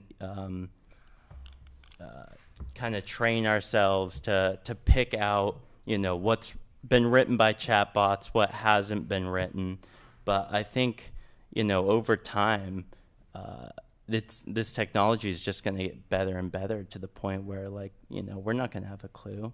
I think that, when thinking about AI and plagiarism in our schools, we want to think about how our curriculum fits into that, and maybe having, say for English, symbolism in Oedipus Rex comes to mind as something that is, an essay, something you got to write an essay. Every student is going to have to write an essay on here. That will be easily knocked out by ChatGPT. But I think that if you kind of have curriculum with more of a personal aspect, something that, can't be guessed around by a chatbot, I think that that's important component to the fight against AI plagiarism. Tommy? Another thing is that a lot of the higher level classes at Greeley, like AP and IB, the exams are centered around paper, written on paper tests. So a lot of the practice that is done is timed paper assessments. So there's less, in AP English and IB English. I don't take AP English, but in IB English, almost all of our assessments have been timed written paper exams. So I think when it comes to a lot of AP and IB classes, it's less of a worry than maybe in some of the honors or just the classes that don't have the prescribed curriculum that we're getting from other outside educational organizations. I feel like this is also a time when, rather than trying to create a policy to, to deal with it after it's happened, that a far better use of our time or our support would go towards educating the teachers and giving them resources so that they understand, how these things work, how to leverage them in the classroom. I may have mentioned this at a previous meeting when the gentleman spoke about it, but I heard an interview with a high school teacher who uses it intentionally to give kids writing prompts who really struggle with writing. And so with the student, they will feed it into ChatGPT, and then the teacher already knows what ChatGPT is going to come up with, and then they can talk about it with the students. So it's kind of to your point, Avery, to make sure that teachers know that maybe they should in class How would ChatGPT write about the symbolism in Oedipus Rex? And I think you can really leverage that and support kids and teachers rather than just a policy that's punitive. Agreed. I think Avery's point is, I was reading a little bit up on ChatGPT and things like that recently, and that was one of the suggestions for teachers and schools, was to personalize the curriculum a little bit more, just be cognizant of connecting things to something that it's hard to plagiarize anyway, and just, it's also a deeper thinking skill. So I was reading that, and I think that made a lot of sense, which we're trying to do anyway. I think conceptually, from a policy standpoint, in terms of morality, what's right and wrong, this is just another level of cheating that's no different from any traditional plagiarism. It's just a high-tech way of doing it. So you've got I think conceptually, it's pretty easy to treat it the same way as any traditional plagiarism, but then you've got the additional element of, I think that speaks to Kim's point, of how do you detect it, essentially, and is it more difficult than traditional ways that people might have considered cheating? And I think it makes sense to alert teachers to its presence, to have everyone be familiar with it, and to treat that educational process differently than the question of whether it's right or wrong, which is in some ways a simpler question, and it falls neatly under the handbook, under traditional plagiarism. Yeah. In fact, you could spend an early release Wednesday talking about it with teachers. Sorry. We have. I guess I would have actually. I would tag on to that plagiarism's been around forever, and teachers are probably way more aware than the rest of us, mere mortals, yes, what it's all about. So maybe we can take their lead in what are they seeing that's different or not, and then from them, what do they need from us? Do we need a policy written? Because I agree with you that it's been around forever, and this is like a modern technical version of it. Yeah, there's policy, and then there's tactics. I think that Tommy pointed out that in some of the classes, because you're writing out your exams by hand under time situation, it's sort of irrelevant. But in another type of assignment where you have to go home and do a report and turn it in, that's where you'd be more, it's more possible to take advantage of it. And maybe a tactic would be, okay, so we're going to go around the room and everyone spend 3 minutes summarizing their paper, why you chose it and why you wrote what you did. Yeah, I agree. I'm just adding that I think that the teachers are probably well aware of that, way ahead of us. And we should follow their lead wherever they suggest we go with that. Well, I think the other piece too is to talk with students directly about the importance of being honest academically and the learning environment. And I think continuing to talk about that. And I'm assuming that both of our distinguished young gentlemen over here have had a lot of that embedded in them anyway, but just personally. But I'm assuming your teachers also discuss that from time to time. Yeah, I just, I get worried. Tommy talked about how obviously at the AP and IB levels, it's not, things are kind of more micromanaged. And I think with kids who are already in those classes, they're kind of already in those classes to develop those skills, to work on themselves. But if you're just trying to get through, like, say an honors or CP English class, and this is the easy way out, I think that's where the real danger is. And what also concerns me is the competitive nature of our school, and if kids start getting into using AI because it's just starts writing things vastly better than they can write it, that's gonna start being the bar of how kids write papers or do any assignment. Yes, I believe Socrates and Plato also had to encounter instances of cheating in their day. I know when I was in high school in the 80s, it was the Cliff Notes were the big one. And I remember, teachers were always talking to us, you better not be reading the Cliff Notes. Don't read those Cliff Notes. Don't even, I don't want to see those. So there's always going to be something. And I think, I think a policy isn't going to really shift that. It's more the culture that we're trying to build. And I think the more that our teachers are educated on this, that's really where it's going to make a difference, and not necessarily a policy. But and that's kind of how we've operated for a long time here. And it does come up. It's a topic that comes up. We treat it as a learning experience as much as we can. The point is not to have students going to college that would be doing that. Occasionally, students make mistakes, and the learning experience that comes out of it is way more valuable, I think, than anything else. And so I think that's kind of how we want to keep it. It might be Chat GPT today, but it's something else. Plato dealt with something thousands of years ago, and there'll always be something on the horizon. So. I felt comfortable that Carl was going to do a little refresher and add a little emphasis to it in the handbook, and as he should. And it really is a moral thing more than anything. Yeah. Okay, moving on. Thank you, Jared and Jeff. So facilities, Mike, please.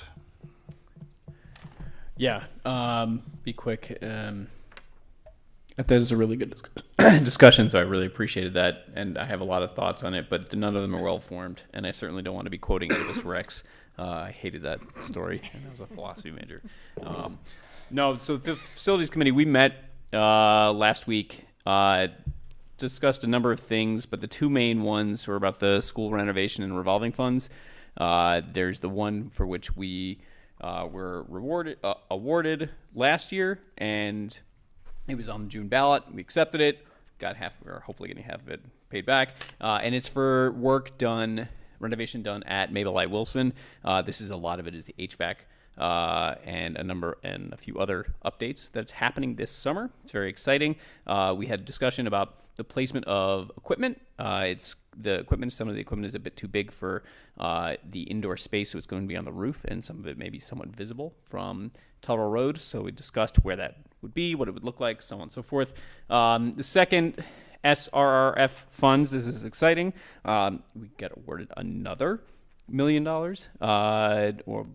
that we're going to need to vote on in June. This would help offset the cost of renovating Greeley High School and the science wing in particular, to do a lot of very, very, very, very needed upgrades to that wing. So all in all, some good news, getting some things done. I don't know, Scott, did I miss anything? Leanne, did I miss anything? No, I would just add that the way the revolving renovation fund works for us here in the district is, for instance, for the newest one, where we were awarded the $1 million, the project is a little over $1 million, and the portion of the loan to be repaid is about 50% of that, and 50% of the principal is forgiven, and the money is at 0% interest. So it's, when you watch those old shows on TV where the commercials of free money, this is truly free money. Okay, so we should really put this forward as we start going to the referendum in June. I think the communities need to understand this. Yeah, and so, sorry if you're going to jump in, Leanne. This is something we're going to have to vote to put on the ballot for a referendum for the district to say yes to. And again, it's a little bit over $1 million, the cost of the project, but roughly 50% of it will be taken care of by the state renovation revolving fund. What is the timing for when we need to vote on that? There'll be a whole schedule we'll put out that'll basically, you'll have to have a public hearing on it. There's posting requirements, and then there'll be, the public hearing, and then it'll go out to referendum in June. So the other thing that I'd like to do is I'd like to thank Oak Point for their work. Tyler, you're here this evening. Oak Point's been incredible to work with on these revolving renovation funds and helping us gain them from the state. So thank you, Tyler. I'd just like to thank Scott and our office for, just overseeing and coordinating these and working with the facilities committee. And thank you to the facilities committee for their support. We're hoping that the public will also approve this this second round This is a great way to renovate our facilities, keep our facilities fresh and up to date, and to make those needed improvements in our facilities with state support. So we're very excited about this. Yes, thank you, Scott. Thank you, Tyler. And to reiterate, half of the funds are forgiven and the other half is at 0%. So hopefully we can get that passed in June. Okay, moving on to curriculum. Tom, please. So at our February meeting, we were joined by Corey Muncie and some of the teachers at Mabel I. Wilson, and they talked about the science of reading, which was a really informative conversation and helpful thinking about next year's budget and where it fits in there. We have a meeting again next week on March 13th, and we'll be joined by staff from Greeley Middle 4-5 to talk about the iReady results that Jeff shared before and how iReady connects to our middle school curriculum. Very good. Questions for Tom? Okay. Moving on to equity. Jared? So at our last meeting, we actually presented a draft shell or outline of what would become our equity plan pursuant to policy ACA. And we've divided into 4 sections. There's policies and protocols, academics and programming, student leadership, and family and community engagement. And we broke it down by different priority areas that we're looking to address with each of those 4 kind of broader areas. The objectives, action steps, timeline, and responsibility. And then we've broken up now into essentially 2 subcommittees comprised of parents and teachers and students. And each committee is going to work on 2 of the 4 and kind of flesh them out a little bit more and then present them to the full committee at our next meeting coming up in about 3 weeks. So we're moving along and trying to make sure we stay on track to get this done. Maybe in the next couple of meetings, so we could actually present this to the board and try to get something approved this year. Questions of Jared?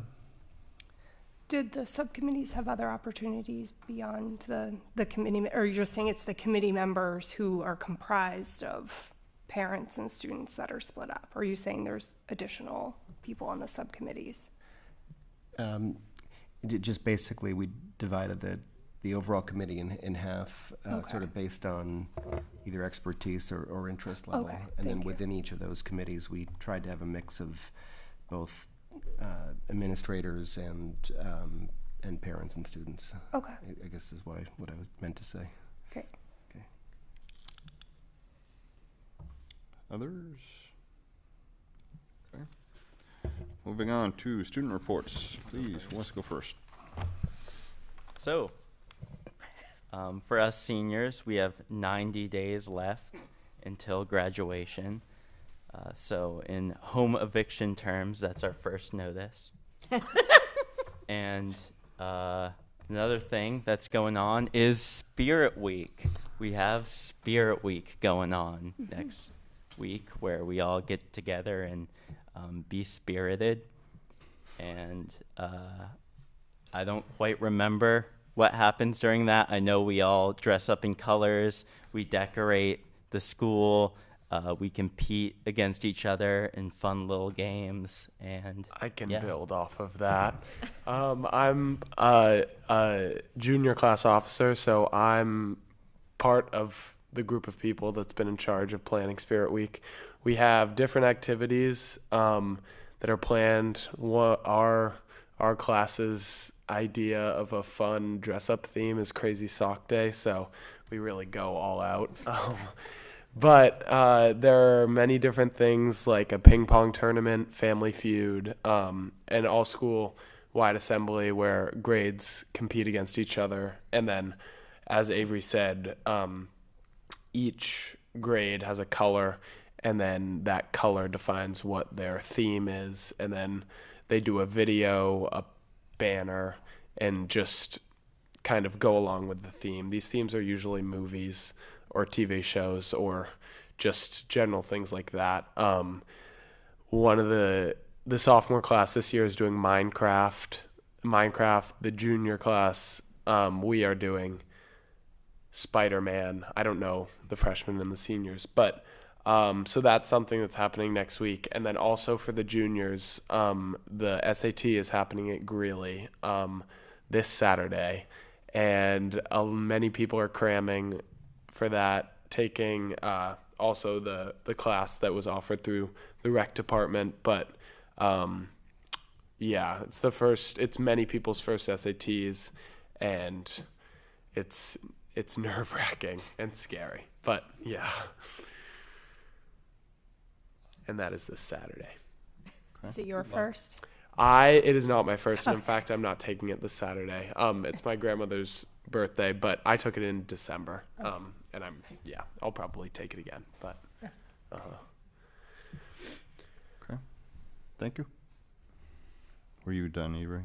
That transition was it? Okay, very good. Can I ask a quick question? So, go for it. Given that we're evicting Avery in 90 days, and I should know this, but what is the process for bringing on a new person, a student? Hopefully, Tommy stays next year, and then bringing on a junior. So I'll defer to the chair on the specific when that timeline is, but generally, well within 30 days of your eviction or so. We usually around May-ish, we will put it out to the junior class. The high school will interested students, and we usually get several, which is really exciting. We've gotten several for the last few years, and then we do interviews. We have a small team. There's always at least one or two board members on there. There's the student representative who will be with us still, so Tommy would be on that. It's always been the case traditionally. The high school principal, and then myself. And so that's usually been the team, and then we interview everyone and then make a decision. And you put that out to the sophomore class? I'm sorry, yes, sophomore class. Did I say juniors? They will be. So this current sophomores, right, incoming juniors. But we've been really excited that some years it's been 4, some years it's been 7 or 8, students that are interested. It's a big commitment, so we're really excited to see that. But yes, that'll be around May. But it's so fun, right? It's great. I love that. It's great. Okay, moving on. Ad hoc committees, anything from anybody? Okay, we'll give you a little update on wellness. So Jeff and I had met with Carol MacArthur earlier in the year, sort of to try to refresh and revive the wellness committee, and Carol gave a nice presentation to myself and Jeff, and then a lot of other things have been going on. So it really hasn't gone anywhere. The idea was to have Carol come in here and do a presentation at some point to the board, but we haven't gotten that scheduled. So the thinking at this point is that Carol is going to revive the wellness committee and the various subcommittees and have a little brainstorming session so that people can be thinking about all the various things over the summer, and then hopefully do some stuff next year. One of the things that has come up in recent conversations is the topic of nutrition in our schools, and so potentially that could be a subcommittee that people work on, and I know there are some motivated parents in the community that would like to help with that as well. So but yeah, that's an update on that. So moving on to communications. I had one question, just general. Jeff, the sailing club, is that the next meeting? Yes, it'll be on your agenda for the 20th. Okay, very good. Others for communication? Okay, moving on then. So, items for action. Do I hear a motion for 9A? I'll move to authorize the Director of Finance, Human Resources and Operations, the Finance Director, in the name of the district to lease a modular classroom building and relocate a modular classroom building, and to enter into agreements with Skiabi Leasing Corporation for those purposes, including the delivery, setup, rental, relocation, and removal of those modular buildings at a total cost of $1,778,848. Thank you, Mike. Is there a second? Second. Thank you, Jared. Scott, will you take us through in detail these very large costs? Yeah. So there's two parts to this. The first part, and this is just the first year of our short-term plan. It doesn't include the second year of our short-term plan, which will have similar costs to it for adding the 12-room cluster at the middle school in 2024.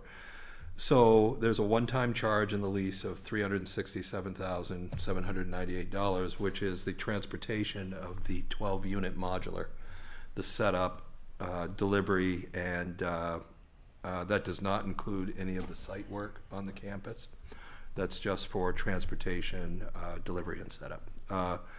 The other part of this is that there's a monthly rental of $20,580 in order to rent these items. And so if you look at that over a 60-month period, it's a little over $1.2 million over that 5-year period. These are desperately needed for space at Mabel I. Wilson School. So the total of this particular lease, which would start in July of the current fiscal year, is $1,602,598. The additional cost that's involved is because we have the existing 10-room cluster that we need to move in. There's a relocation cost for that, which is $176,250, because that modular will move and turn sideways next to the building to make room for the 12-room cluster.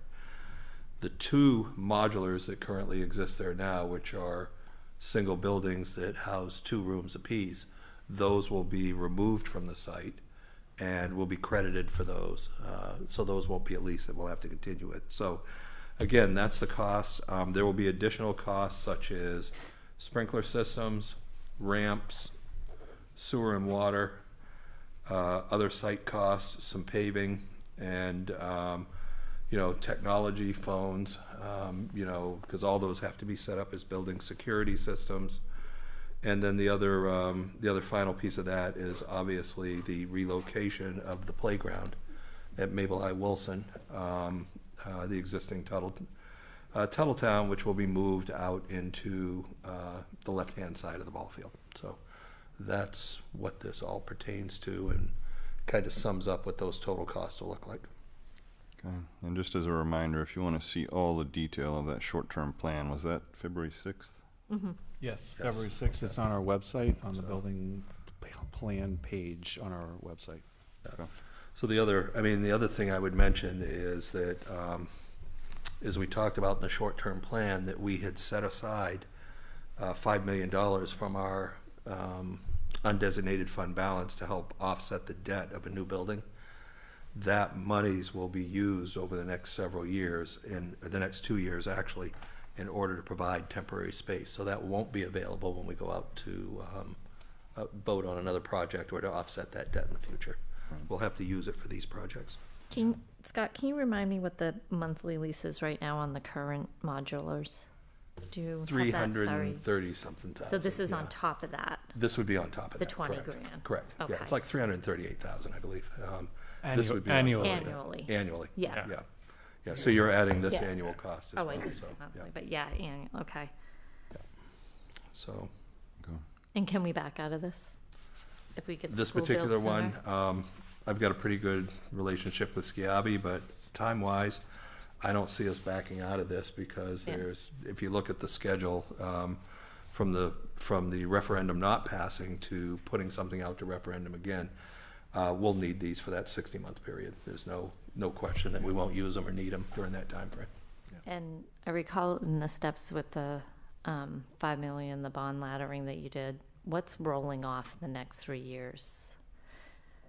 For debt? Yeah, you said we had something that was rolling off, so we weren't going to have a tax impact for. Oh, there was, what we were doing was What we year were. was that? Was that year It was 5? 2031. 2030. Yeah, 2030, 31. And what we were doing is we had planned to take the $5 million to be able to stair-step that debt over a period of time and offset our budgeted debt over those years to soften the impact until we got to 2030, 31, when we had a roughly $800,000 falling off. in Falling debt. off, okay. Okay. Yep, thank you. Yes. So to be clear, instead of that stepped approach that softened over, what, 5 years it was, I think? 5-year period. Yeah, softened Now it we're over a going to be 5-year making a period. big leap up if all that money's gone. Correct. Maybe. Correct. Okay. So this is Go phase. ahead. So this is phase 1, and this is what's happening at MIW. And we refer to phase 2. There's planned work that we've discussed for the middle school for next year. Right, correct. Would a sooner vote for a new school change phase 2? No, the only thing it would change in phase 2 is a second building. We might have a smaller building or a smaller unit. We had talked about another 12 unit in 2026. We may decide to have a smaller unit come in. We might add on to the unit if we know that a project is imminent and can get done and we can get by. But other than that, with the time frame we've got, Especially for it's built MIW. in. Yeah. That was the TBA that we had for 2026, and we had a question mark. And it really depends on how quickly a referendum could go back out. Will inform how we recommend something like that to the board. So there is some time constraints. I mean, these are some really high numbers for these modulars at MIW, and if there's some way, thinking for phase 2, if we're able to have an understanding that we are able to move with a permanent structure. That's a really good point that you brought up, Leanne, because this is just phase 1, which is this summer. Phase 2 begins summer of '24, which would be the GMS reconfiguration of the space, because we'll need more space in 2024, which is part of the short-term plan. But then there's really phase 2A or whatever, phase 3. It's really almost phase 3, which is 2026. We get another surge in population at GMS. We've got to be able to manage that. How we manage it depends on how quickly a referendum goes back out, is approved, et cetera, and we get the process going.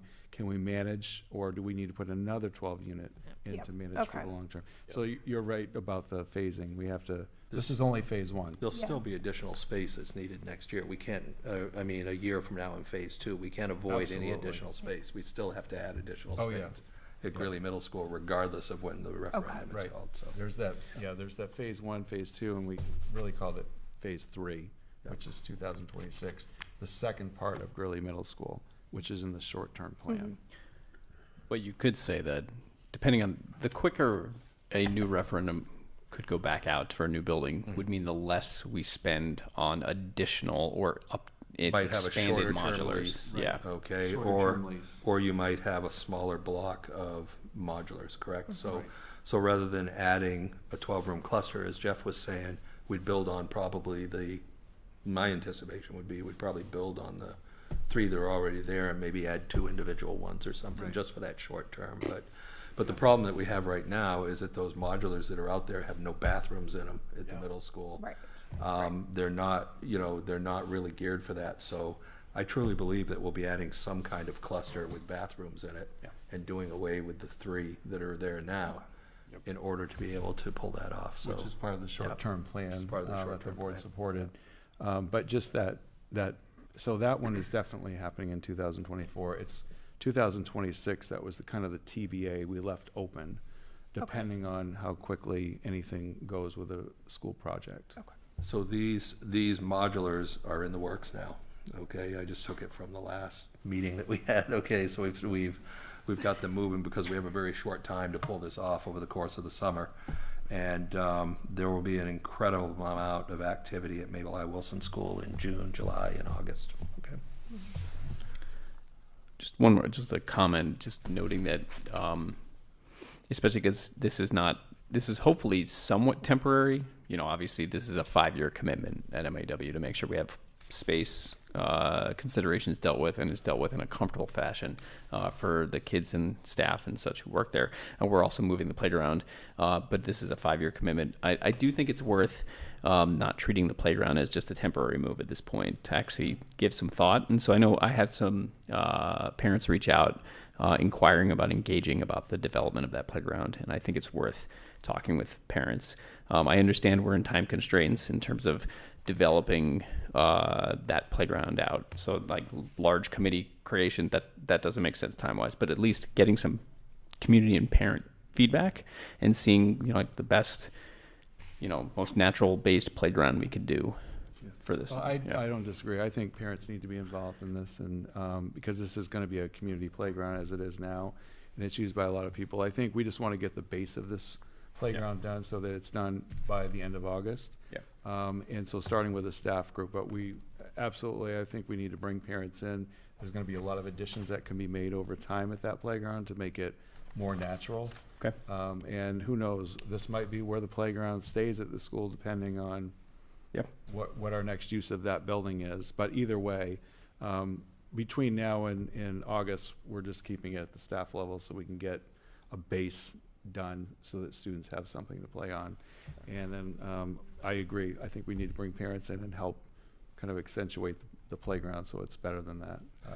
We did have a conversation too that there would be probably more parent input into a new building when we were building a new building and had to design the playground for that new building. There would probably be a lot more parental input into that. But I think we could do both. And then I'm not disagreeing with that. I'm just saying that just trying to get out in front of this is an incredible amount of work, and that has to happen. And much of the existing Tuttletown will not be moved.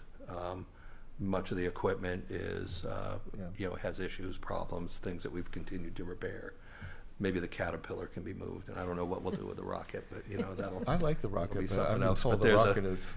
so there's a few other items Going over in there, space. but there's going to be limited items that we can move just based on their condition and the ability to put them into a new space, to literally move them and how they're anchored. Yeah, so. this is just the base playground, but we're looking for new ideas and make this playground comfortable for kids. Okay. So very well noted, and we'll make sure that we have that. Okay. Scott, you might reach out to Pete Bingham at Rec. That's what I was thinking. They, as part of another project, he might have spent time on playground stuff recently, so you might just pick his brain quickly. Yeah, I know they've got, what is it, up in West Cumberland, they did some. That's not the one I was thinking of. Okay. Different project, All right, but same idea. Pete and I are meeting this week, so I'll bring it up with him. Cool.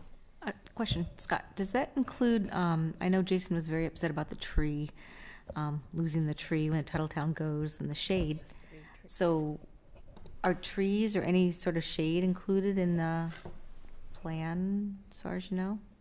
We'd have to talk about if we put more plantings out by that playground in the ball field area, but there will be work that'll be done to repave the area behind Wilson School with the relocation of the modulars to create hard play space for students, foursquare, basketball, those types of things.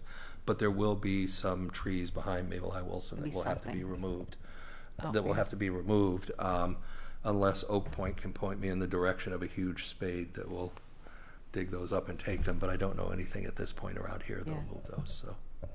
Jason, I didn't know you brought the tree up. Did you bring that up? He did. On the tour, I he was very. I When brought we were it up as behind well. it. I was out there and I was looking at it. I'm like, we're going to lose two trees out of this. Yeah, I own multiple chainsaws, but I hate to lose those trees.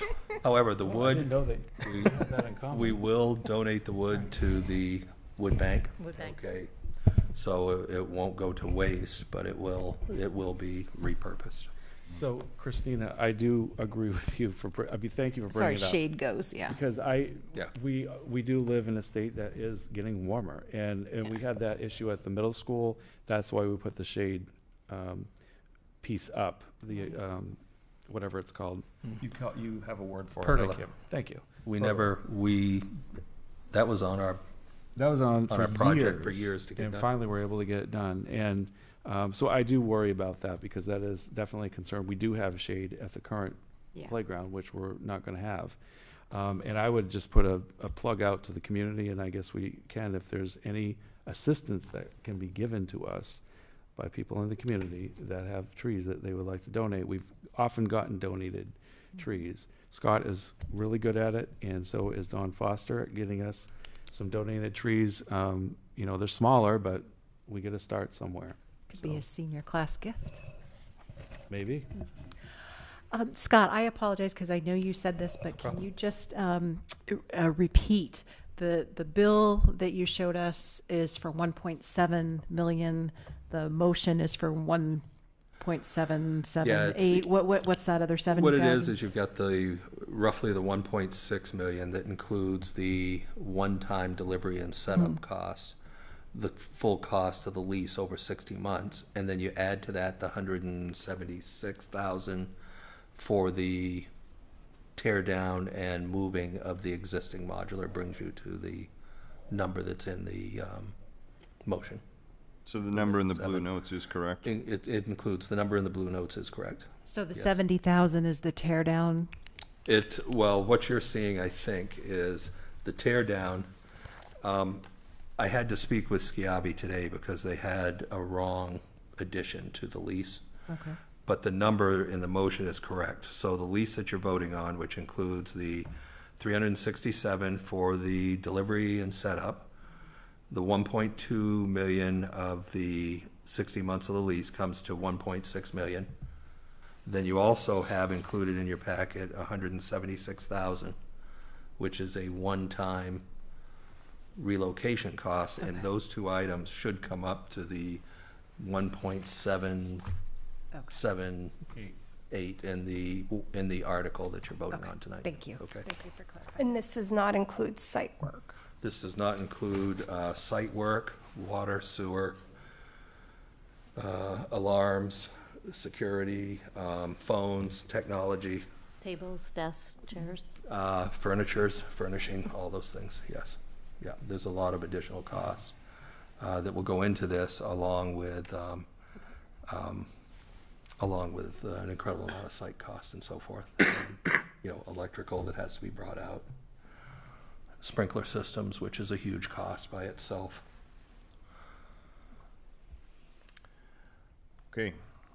So the motion on the floor is to approve this at a total cost of 1.778848 million. Okay. Further questions, comments? All in favor? Vanessa, were you a yes? Oh, Yes. sorry. Okay. Yep. Unanimous motion carries. Thank you. All right. Moving. Thought you could count quicker. Sorry. Big numbers. All right. Moving on to our workshop. So we will have public comment at some point on this. Do you want to start with public comment? 'Cause people have been hanging around for a while. It's a good idea, Mike. All right.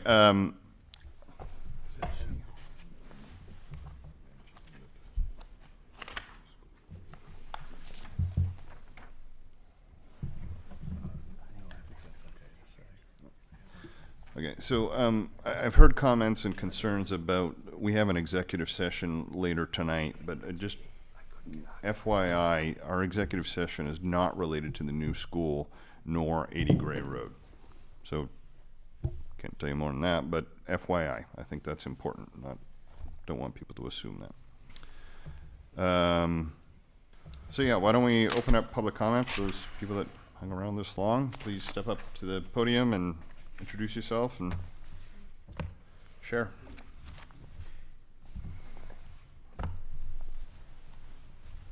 Thank you for hanging around. Yeah. It's very intriguing. So, yeah. My name is Caroline Ford. I live at 479 Gray Road in North Yarmouth. New-ish to North Yarmouth. I have an 8-month-old and 8-month-old little girl named Josephine, and we moved to the area to be loved the schools, and I've been starting to investigate what the next few years are going to look like for me and my new family. And the overcrowding of that school of Mabel Wilson does concern me. And I've been looking at the proposed plan for the new school, and it looked beautiful, and a wonderful community space close to Knights Pond, and it just seemed like we voted yes for the new school, so I was disheartened to see that it didn't pass. And listening to sort of the stopgaps that are the modulars and things, it's not the ideal school that I hoped for. And when I was like, oh, everyone's like, you're gonna love 51. It's at the best schools, and I know that Greeley High School is one of the best, and then as is the middle school, but I was like, but where's that foundation? And hearing that the playground's going to be in a ball field with no shade, and there's just more trailers. I think having a new school would be really, really great. And also, on another note, the school lunches. I'm learning about can you squish the food between your fingers? She can eat it that way. So I'm still very new to diets for children. But I do hope that with all that Maine can provide, that we can try something local and fresh fruits and vegetables and less sugar and things like that in our schools. So thank you guys for letting me speak. Thank you, Caroline. Thank you. Thank you. Hello, I'm Tim Mahalik, 31 Shady Run Lane. I've lived in Cumberland for 44 years.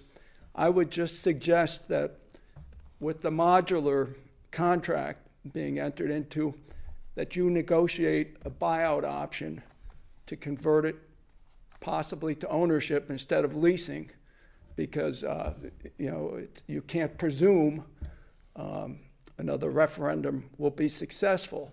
Also, other school districts do construct permanent schools or semi-permanent schools, say 20 years, with modular construction. Some people I speak to actually prefer that because the children are segregated in these buildings instead of in the hubbub of all the schools. In some history as to why the referendum was unsuccessful, we've seen several buildings abandoned in the past because of fluctuations with the school population.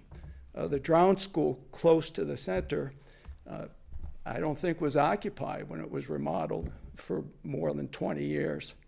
And I think people have a long memory of that and feel disappointed. But the one thing we also remember, and again, the board has been reconstituted, so I'm not here to lay blame, but there was a pretty logical suggestion in terms of having a centralized location for the campus. And it was sold pretty heavily, and that's why the North Yarmouth School was abandoned and not repaired. And I think environmentally, in terms of green policy or whatever, it still makes a lot of sense. And I think the campus has a lot of room, and I think modular construction is used in a lot of school districts for permanent structures. And I think instead of being hardened in your approach and simply going back, and the press itself has contrasted your approach with Cape Elizabeth's approach, you should be a little more open to alternatives. That's all. And again, I probably don't, if the state does not change the property tax law for seniors, I probably don't even have a dog in this fight, but I just wanted to share my perspective. I felt closely or deeply enough about it to come here and share it. Thank you. Thank you, Tim. Others that would like to speak on the new school?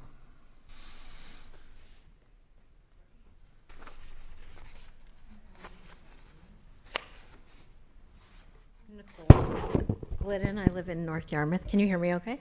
Yeah. I've just been in the background listening to all this stuff, and I grew up in a really small town in Maine. I had 31 kids in my class, K to 6. We all succeeded in life. So as much as I appreciate what we have here, I think it's good for us to realize that we have way more than we actually need. It's true. And so, like, maybe we can look at some of the things that you had originally set out to do with that eye and be like, all right, we have more than we need. So what is that? And how do we identify that? And then you'll come to a better answer. I mean, you might change my vote to yes. You probably won't, but, you know, potentially. So yeah. Just remember that we have way more than we need. So, and then another couple points. I was watching last time, and I had a couple questions. Let me look here.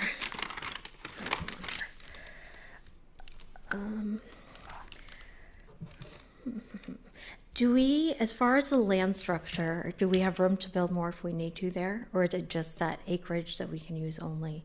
I may have missed that in a discussion. Because if it's just a certain amount of acres we have now, and we're buying 70 acres, can we add on to that land mass? And maybe I missed that at some point. And then have you guys come up with a conclusion on putting out something to the community to find out why people didn't vote yes? Have you followed through with that? I don't know.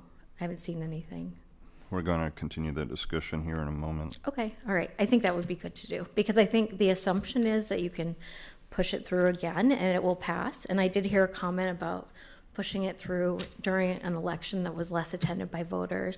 And that's another thing that just, you know, maybe we don't push the same thing through. Maybe we don't market it. Like, maybe it's not a PR thing. Maybe we need to listen and actually realize that we can make some adjustments within it.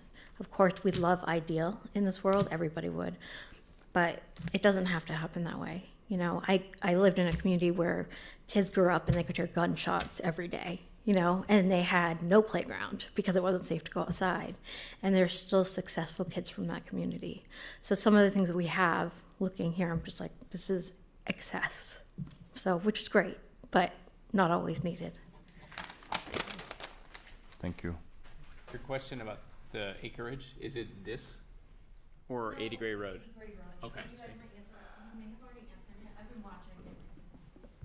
If there's more to add on there, what? If you can build another building on it. And build another building. Put another building on it? Okay, if needed. Tyler could share. Yeah. Could he join us up here? Yeah. Tyler, you want to join us? Without. Bring him up.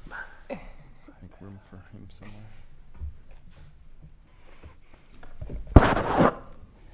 So specifically about being able to put more on that location at 80 Gray Road. Yeah, so there's a couple areas that there is some potential for either future development or different types of development. So we've left a pretty sizable piece of land adjacent to the subsurface wastewater to likely be fields. So additional play space and athletic fields was identified as a need in this part of town. We've also made sure that the building itself is expandable. So we have an expandable end wall that would allow the addition of this, I think it was 6 classrooms on the end and then 4 over the pre-K space. That gives you a lot of long-term flexibility without having to build another large standalone facility. Okay. Sorry, how many extra students is that? I don't know. How many extra students is that? Oh, so yeah, at this age level, each grade, each classroom would be right around 20 students. So it's a significant amount of additional capacity, utilizing existing heating systems and cafeterias and gymnasium spaces, all those things that really drive up some of the overall construction costs.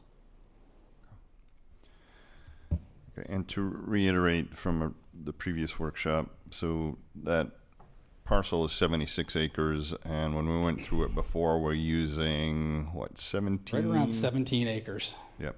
And my understanding from the rest of the property is not a ton of developable space. So you get the hill and you got wetlands, but all that extra space, so call it 50 acres, whatever, doesn't significantly impact the market value, correct me if I'm wrong, of that piece of land. Meaning if we bought 76 acres or we bought 26 acres, we're roughly going to pay the same thing. Yeah, we're utilizing a significant amount of the buildable lot that's there. Yeah. We also had an appraisal done on the property, and both the costs that we were expending and the appraisal were very close to one another. So it is the market value of that property. Please.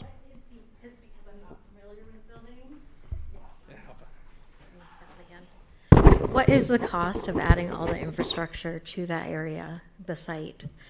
Like, I just don't know. That's not my thing. So. All right, so the major infrastructure that we're bringing to that site is an extension of just under a mile of water line, which will be a benefit to pretty much everything along that road. That's about $1.5 million, so somewhere in that range. We have a 3-phase power extension that is coming up just from the intersection, so not far. That's around $300,000. And then the actual road itself, getting from 80 Gray, from the Gray Road entrance to the buildable part of the site, is about $1.5 million, plus or minus. There's an interesting comparison related to that. If we were to make a permanent decision to include this amount of kids permanently on campus here, which we had looked into, there'd have to be a significant expenditure to changing traffic flows that we would have to incur the costs of. Which, do you remember what that was going to cost? It was in the millions.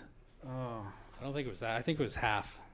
Like $500,000. $500,000? Oh, okay. I have it So in maybe the it's, like, presentation somewhat for less later than- if you want to. All right, yeah, that's fair.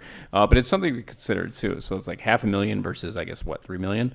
And we were still going to have to do additional water and gas infrastructure movement even on campus. So, yeah. That's all right. So are we able to use that water infrastructure that we're adding for the portables or whatever they're called in the future? No. Or no? So No. we're adding it all and we're not using it? That's correct. We won't be able to use it in the future because the water lines would be different going to a permanent structure than they would be to a temporary structure next to the building. It also should be known that while we're talking lower numbers for some of the things and improvements to Main Street, we faced a lot of difficulties in terms of trying to do something on the campus because of the changes that were going to have to be made on Main Street. In addition, this property is built out. There is no more room for more traffic. There's no room for more building space on this. And the one plan that we had that was set for this campus was going to require significant changes to Main Street and to the whole persona of Main Street through DOT. So Yeah, and I just never heard back. Maybe you posted online. I heard that you were going to post where the DOT had stated that and that information. Is that on the website? Because I haven't put it on the MedStrite, the website. I know there were conversations around yeah, it. So. yeah. So if you could put that on, that probably would be helpful, just for people who are wondering. Some people don't watch all these meetings. So. Yeah. There was not a lot of interest in doing that in town. The actual improvements are shown in the joint board meeting that was posted. I think it's still up there from August of 21. So it shows the 2 turning lanes and intersection work at the light. Yeah, to your point, there's significant sunk costs, which is why this sort of interim period is very painful financially, and we're giving up our reserves that we had. Parking and traffic on the campus was another one. Yeah, I don't know if you're ever here at the time that students are released or, drop-offs in the morning. So, yeah, so.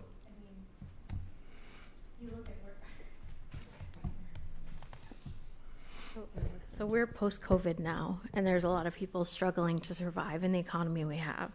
And we're asking them to survive with maybe excessive amounts of things that we don't. They can look at the town next door and be like, in my history, I grew up in a class of 31 kids and I ended up okay. And I didn't have all the ball fields right at my, backyard or front yard, whatever you want to call it. So those are extras that we have in this community, which is really great. But we also have the financial burden that people are facing right now. And then people who are long-term residents probably would like to stay in their homes. I just think that we need to be aware of that, or it would be helpful to be aware of that in more of a way than listening to me and acknowledging that it's there.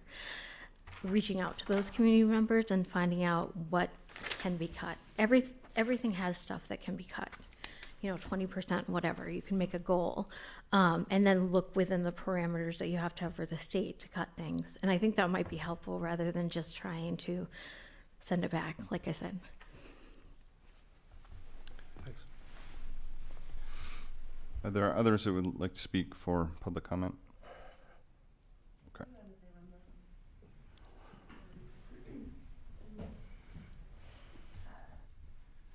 Just didn't get to say it, but the safety of modulars as well. Something that terrifies me is the school shootings or safety. What is the safety of a modular? Is there a place to, I hate that I even have to think of my 8-month-old having to practice that, but I did hear some anecdotes about how, you practice those school shootings. Are those kids in modulars safe? I mean, I just think there's overcrowding, and if the little ones should just have the space to feel safe. And I think that building a new school is with all the precautions that they need, is in the best interest of all the little ones then that's what they deserve. So, thank you. Okay, thank you. Are there others? Okay, I'm going to close public comment now and bring it back to the board. So, our last 3-hour workshop, we hashed out a lot of stuff. You folks probably already saw in the blue notes the recommended motion for tonight, and we can talk about that before we get there, if somebody wants to make that motion. At our last meeting, we spent a lot of time talking about the cost of waiting and how desirable our site was. Not perfect, but good. And what we didn't spend as much time talking about was the cost of charging ahead, sort of. And so I fear maybe that we will end up in the same spot, because I don't have a lot of hope of finding something better. But I think there's significant risk in not going through the process of one last search for land, a survey that answers the question as to why there are no votes,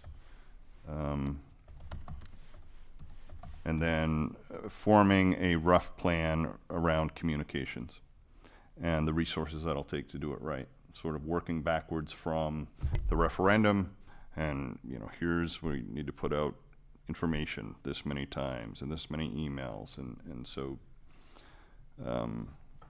I'm in favor of at this point of taking a couple months and doing one last look for land very clearly, with a form where people submit land that they own or as a registered or authorized agent for land, not submitting your neighbor's land that you think they ought to sell, but submitting your land that you want to sell for potentially this property.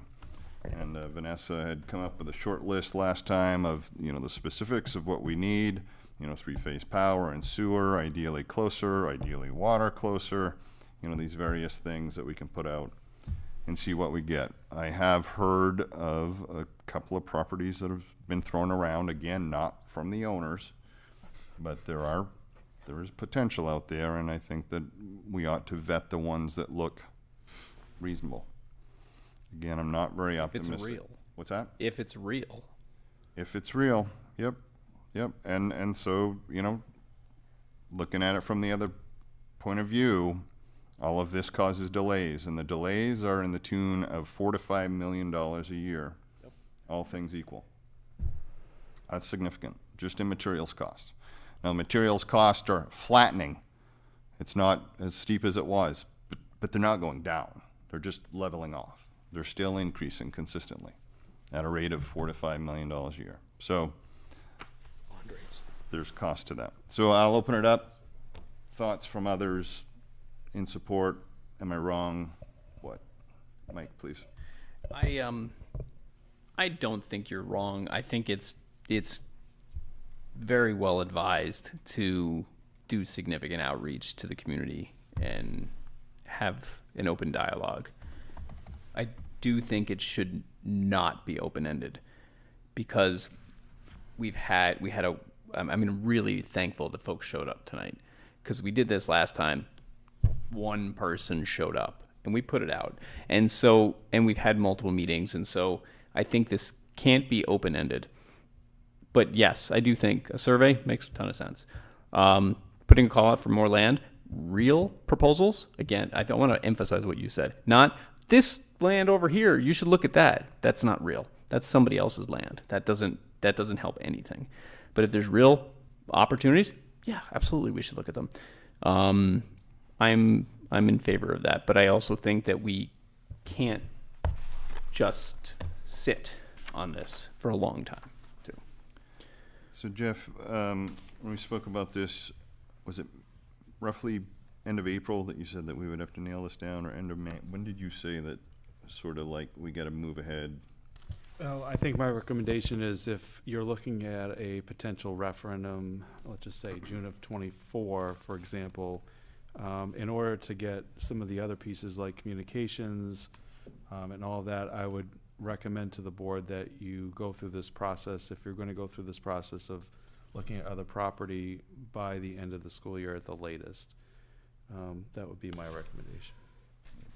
And decide if you're going to stay at 80 Gray or if you're going to go in a different direction. And then knowing that some folks at these tables will be leaving us at the end of June, potentially, that also creates hardship a bit with new folks coming in. I'd like to set a deadline of end of May to sort of make a decision with the existing board one way or another, that we can have a plan so that new folks coming in don't have to deal with that as much. So thoughts on advertising and putting out that last all call for land. I assume that we would advertise in the newspapers. I believe that we should create an official form. If it doesn't come through this form, it's not real. If you're not the owner or an authorized agent, it's not real. What else? Would it just be an RFP, I think? Or are you suggesting something different than an RFP? What did we do last time? Yeah, that's. We just did just an ad. Yeah. I don't think it went last 2 times. Yeah, I don't think it would technically be an RFP, but yeah. I guess maybe I'm referring to what you said you had done before that you sort of have a copy of that you could potentially use again. Yeah, we put out a solicitation ad. Okay. Back in the fall of 2020. It would also be helpful that it's buildable land, that we don't have to go in and do a site survey and do all of this, that they know that it's buildable from the get-go before they even offer it. Yeah, that might be a check mark that we have if somebody's interested. Yeah. And they know that's the criteria. Obviously, we would have to have any property reviewed anyway by by our architects, and just doing a high-level review. But I would hate to waste taxpayers' money to come to find out that we can't because of this, that, and the other reason. If they already know that, we'll have to check it, but that would be very helpful to have that. Well, that initial level of scrutiny would be, Tyler doing a gloss over, and does it check these boxes? And then if we commit to a different piece of land, my assumption is we'd hold on to 80 Gray Road until we knew that something else was better. But once you go down that path, significant cost, significant time, and you could end up in the same spot with a roadblock at some point, and you've lost 9 months potentially. Tom? I think one piece of this too is to firmly close the door on the current campus as being an option. I think people need to know that the current campus does not, despite what they may have heard in the past, does not have the capacity to handle another school. Plus, we're restricted by the town and the Department of Transportation, given their limitations. Yep, I agree. That is my view as well. I don't know how to get that point across, but. Well, and are there other considerations when thinking of plots of land that are so close to the current campus that it also triggers the same restrictions? Traffic-wise, I think that's a real consideration, yes. Even if you're quarter mile down the road, it might be the same issue, yes. So Tyler will have to check that box early on. Could I do something, I don't know if this is out of order, but we have some folks, two in particular, who both had that question. And I mean, I don't know if this is okay, Jason, but could we just ask? No, we're not going to open up public No, comment again. not to open up a discussion, but just to find out how, to Tom's point, like how can we get this out there efficiently, because we do keep answering the same question over and over again, and it's unfortunate that it just doesn't seem to sit with people. So we got a specific suggestion tonight about posting, I guess if we have it on YouTube, the meeting in which the town conveyed a lot of concern about Part of the meeting. What's that? It's part of a meeting. Yeah. We should definitely put that on the timeline that we're working on, if it's not already on there. Is conveying concern the same as when the door was closed? Like, is there something that was formally said during the meeting that was said, okay, this we would never approve? What are we talking about, campus? Well, I think that's what I was in that meeting. My understanding, my impression was there's a couple of hard no's, one being DOT traffic and one being the feelings of the entire town council at the time. And the select board. And the select board, yep. They were unanimous, the select board. Yep, it was a very tense meeting. It was not, there was no ambiguity in their lack of support for it being on campus. And it was unfortunate we'd gone that far at that point, but it was a hard no. In my personal opinion, after chewing on this for another year and looking at Google Earth from above, I don't think that our campus is the right place to put it. And even if you jam something on to our campus, you are just postponing the inevitable need for more space. Now, it doesn't have to be necessarily at 80 Gray Road, but eventually we need more space. I can't believe that enrollment in southern Maine is going to go in the other direction. It's a great place for us to be, or people to be.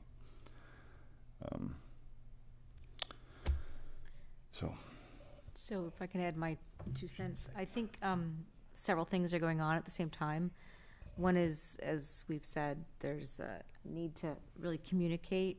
And I think the graphic, the timeline we've been working on will really help explain and answer those repeated questions, which are good questions, and I'm glad they're being raised. But the answers have been there already, and there'll be some people that never like the answer, whether it be we can't do it on campus or whatever. They need to understand that other people have looked at it too over time and have come to some answers. So as we produce this timeline graphic and show people however we're going to do that, I think that will help take care of that part of communication.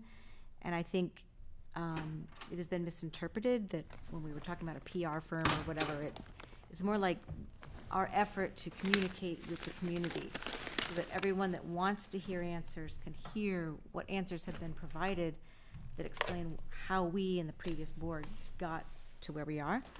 So there's that. But I also think there's huge merit in limiting how much longer we continue. We keep trying to communicate and explore new ideas. And I don't know, for example, myself, I don't know the answer about building permanent temporary structures, and I think the answer's been there. It kind of whizzed by me at one point, but I don't remember.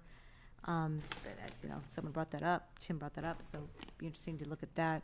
I think the answer's already there, but I'd like to see it again myself because I'm sure now there's more people are wondering about that too. At any rate, so communication is a key thing, but I think we need to limit how much longer. You mentioned May. I had kind of April in my mind.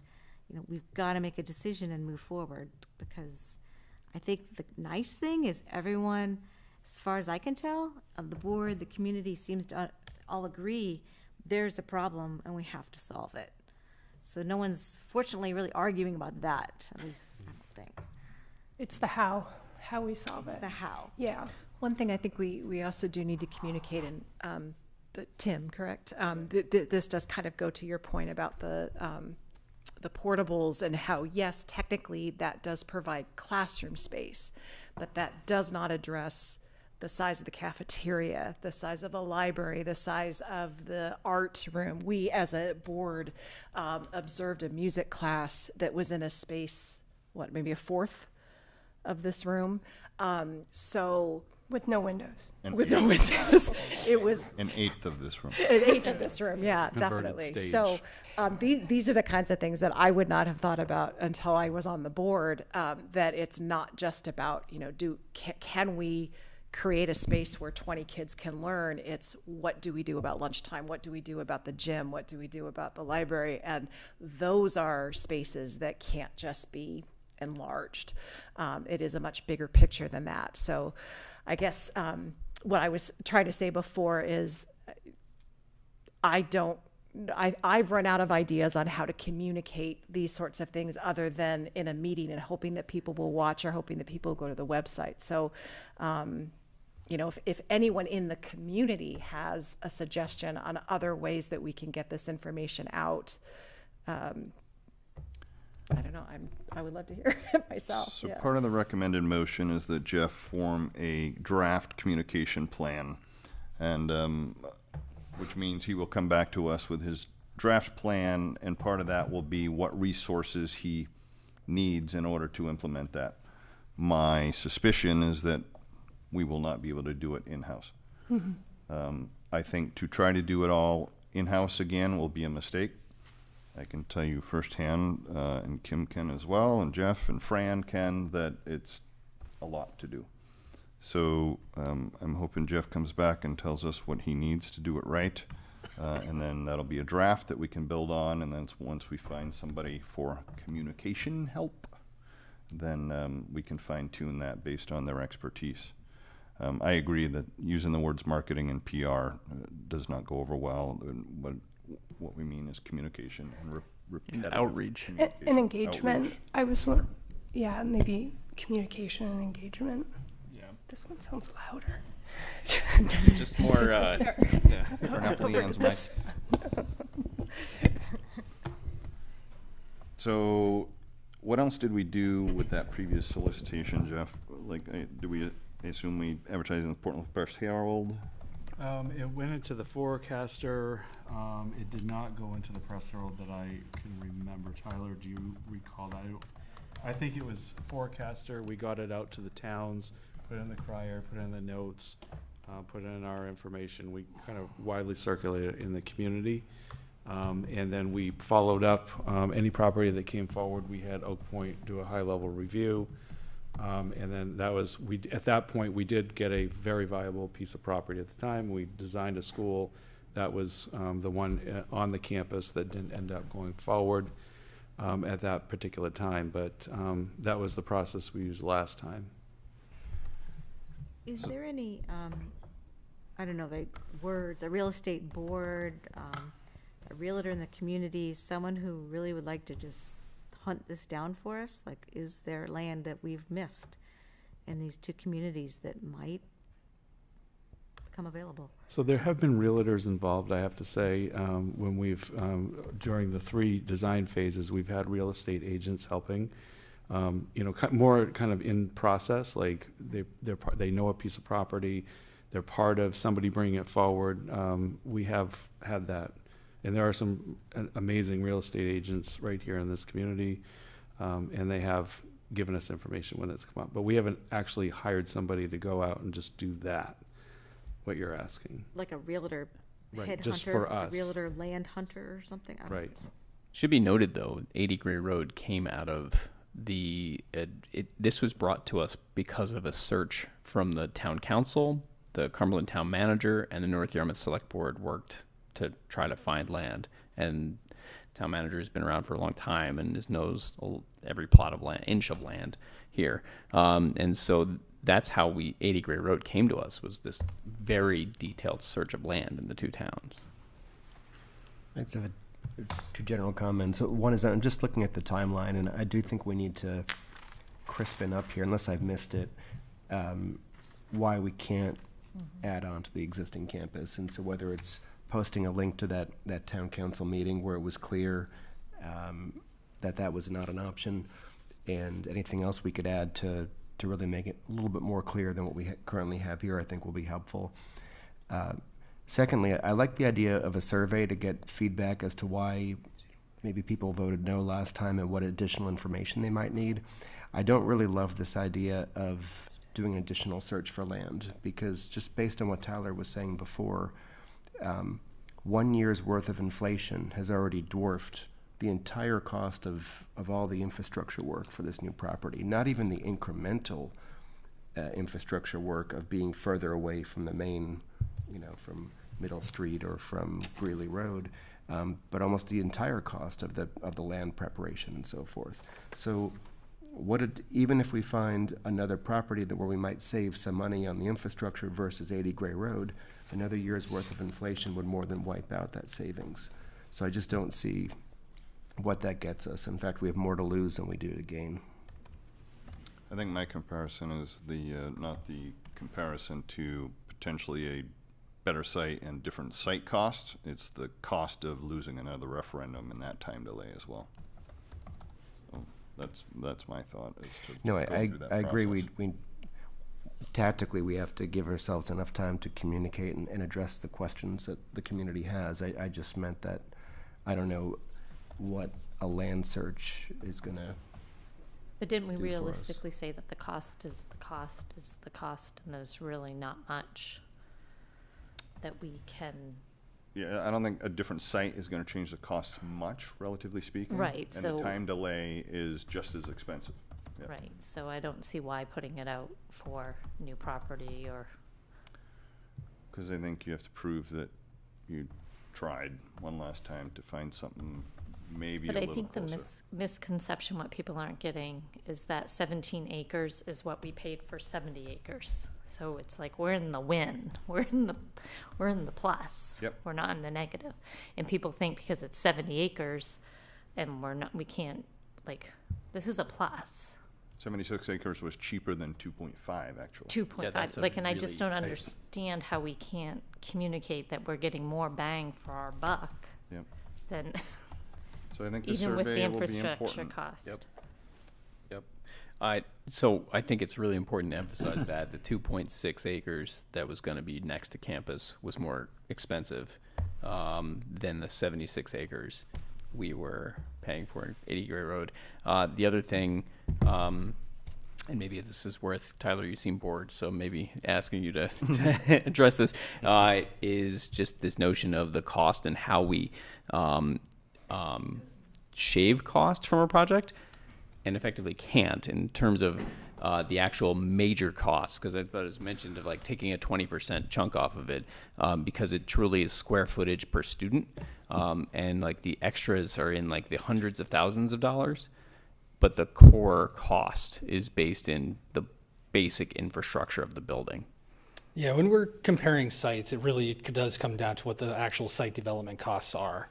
So some of the things that are going to be major drivers between two parcels of land are soil conditions. If we hit a big chunk of marine clay and we have to do really fancy foundations, that's going to add up drive up your site development costs. Utilities are a big piece as we're looking at those two different pieces. But the honest answer is, school A, school B, if they're the same size, the actual building cost itself is going to be very close. There's things like retaining walls and other site driven pieces that we would have that would make small incremental adjustments to that. But to really make some meaningful reductions to this to help offset some of the increases that you're going to see due to inflation, it's going to be reduction in scope. So you're going to be taking out a classroom, you're going to be reducing the size of a library or cafeteria, something along those lines to make that building smaller. Thank you. Okay. So can we talk about timeline a little bit, Jeff? And what do you think is reasonable for putting out the solicitation for land, when that deadline should be, because the next phase of that is to any viable properties to have Tyler to look at, and then we want to be making a final decision by end of May.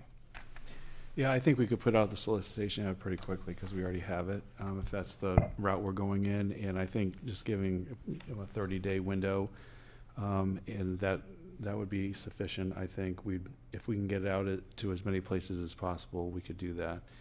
And then I think it would, I don't know, Tyler, this is probably more you.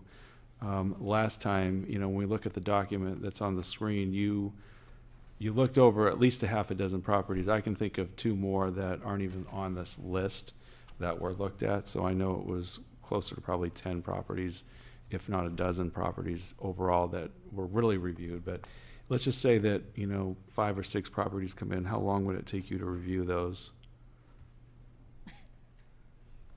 Should have chosen a chair closer. Stick him in this one. Some of that review depends on how much available documentation there is. So if a parcel comes in with a survey or a wetland delineation, it takes a lot less time. Both Allison and Jack, our civil engineer and landscape architect, have access to the state's wetland resources management mapping guides and soil maps. So it doesn't take a long time to do kind of that back of the napkin. Does it physically fit? Are there any major known items out there to see if something's viable? So, probably a day and a half per parcel for that high level look for 3 or 4 people. Can I ask Tyler another question? So I want to almost go back to what I think Jason asked earlier, and I answered about, what would it take to get to, for example, a June referendum of 24? If we had a property that the board was more interested in than 80 Gray Road and wanted to pursue it, what is your estimation of how long it would take? I know that we went through 3 different designs before we got to the one that we proposed to voters, and it took at least several months for you to be able to say this is going to work. Yeah, so there's 2 different paths. So we've done a lot of work, as you know, you've seen all the presentations on understanding what needs to go into the building. So we have a really good program. We understand the physical relationships and how that building gets put together. The pieces that we'll need to take a look at is all of those different site constraints. So do we need to get out there and get geotechnical information done to understand what the soils are? Getting surveys done, wetland delineations done. All of those things take a lot of time, especially with the current construction market. So it's not unrealistic to think that's a 4 to 6 month period right there. A lot of times we run our building design concurrently to that. So we're working on, where we're placing things on site, looking at parking, vehicular access, and all those different components run at the same time. But in the end, you're probably looking at 8-ish months, with an aggressive schedule to get from start to finish, get all the budgeting done, have those big community discussions that we've been having over the years. Yeah, that's what I was kind of wondering about, because we want to make sure our public engagement, I guess is the word we want to say now, engagement is long enough so that we can help people and feel more comfortable making whatever decision they make at the end of the day. And I'm just worried that if we're in month 7 and we're still waiting for, because I remember at 80 Gray Road, we're still waiting for some site work and some tests to be done. There was a major report that still had to be done. You were working with the DEP, and this was taking a while. I'm worried that if we're saying June of 2024, for example, that wouldn't really be enough time communication-wise to really get that communication out. I guess that's what I'm trying to say. Yeah, I think to your point, Jeff, that's going to push not a 2024 referendum. Right. It will push it out further, because I think with this, possibly with the communication that we had with this site, we were kind of gathering that information and trying to sell the site simultaneously, and that could have been why the public thought we didn't have enough information. We're giving them the information, whatever that was. So I think if we do find a new land, we are going to have to give us another year. So now you're looking at 2025. Yeah, June of 24, I think it would be impossible if we pivot away from 80 Gray Road. Yep. Yeah, I just wanted to say that because I feel like I didn't say that earlier, and now just thinking about the process we went through, because there was a discovery of some things in the water We had to wait for the DEP to make sure and rule it. The vernal pool piece had to be ruled out. And then there was the tractor, that was the rusty tractor that had to be reviewed to make sure that soil was okay. I mean, there's different things. You just don't know what comes up in sometimes a more rural area, or even doesn't have to be rural, what's in the soil. Yeah, and some of those are due to environmental constraints as well. So a vernal pool, the only time to do that is assessment is in the spring. So if you miss that end of March, April window, you're waiting a year to get the final results. So a lot of those things are things we can plan around, but there are definitely a lot of moving pieces in the actual site design component to this. So realistically, if you look at the timeline, if we find a new piece of site, referendum potentially could go to 2025. That 2026, that bubble of a group, we're now adding the permanent structure at Greeley Middle School. Yep. Because we can't make that flex period. So we essentially will lose another year and a half, which will push everything out, which will now cost the taxpayers more money with that temp of that bubble that's going up to middle school that we're trying to hold off on that bigger building. Yep. The bigger portables, the 12. Yeah, I think if the flyby, I don't want to say flyby, but if the solicitation of property over the next couple months doesn't yield another viable piece of property that the board wants to pursue, I think the June, if you're thinking about June of 2024, that would still work. We would have a communication, but yes, and I think it's what Jason just said, if you pivot away from 80 Gray, I don't think it's going to work. I know it won't work. Yeah. If you stick with, if you do your due diligence and say, no, 80 Gray is still the best piece, it can probably still be done in June of 2024 for a referendum. That's, I would think, based on the timeline that you're talking about, 8 months. That's what I remember with 80 Gray. By the time all the DEP reports came back, it was a good 7-8 months. Yeah, usually. and unfortunately, a lot of the things that you find out kind of late in the game, our meetings with Department of Transportation, DEP, you have to get pretty far through that process before they're willing to talk to you. You need to have all of your ducks in a row. You're getting your traffic counts done. You're getting your impacts and your stormwater plans kind of thought through. So a lot of times that happens toward the end, and you may not know about kind of those roadblocks that came up with the campus option until you're pretty late in the game. So assessment of vernal pools, you say, would have to take place in April, May? Yeah, there's a, it depends on thaw and when they kind of establish grate night for, mating for reptiles. It's kind of the driving force on this. So there's a very limited window. What our wetland delineators do is they identify potentials. So they have areas that meet the characteristics, depressed areas, standing water at one time dries out. So there's a lot of times we can identify what might be potential vernal pools. We did that on 80 Gray Road, and then in the reporting period when that came back around, we took most of them off the table. So they actually go out and they count egg masses and do an analysis on what's actually there. What is it a viable habitat for those species? So first week in April, deadline for people submitting. Does that make sense? Yes. So end of that first week. Then if there was something viable, Tyler could do a once over. That gives us time frame to hit that vernal pool thing if we did find something. Concurrently, we can. If we can get someone out there to do the vernal pools.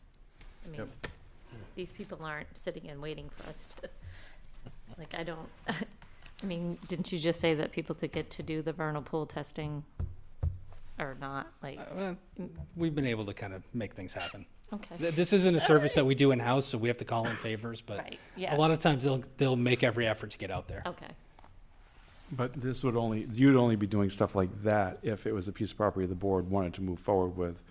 Right. And not go through 80 Gray Road anymore, or go to a different piece of property. Then you would go through all this, because that's what puts the cost up, and we have to go through the process of making sure we're thoroughly there. Right. If there's something viable and the board decided that they wanted to pursue it, we would recommend hitting a couple of those strategic things early. They will be, fiscal impact to that, but it's a lot less than a lot of the other pieces that we're doing. As long as the reptiles, are collaborative with us and they work with us. Can we add this to the timeline?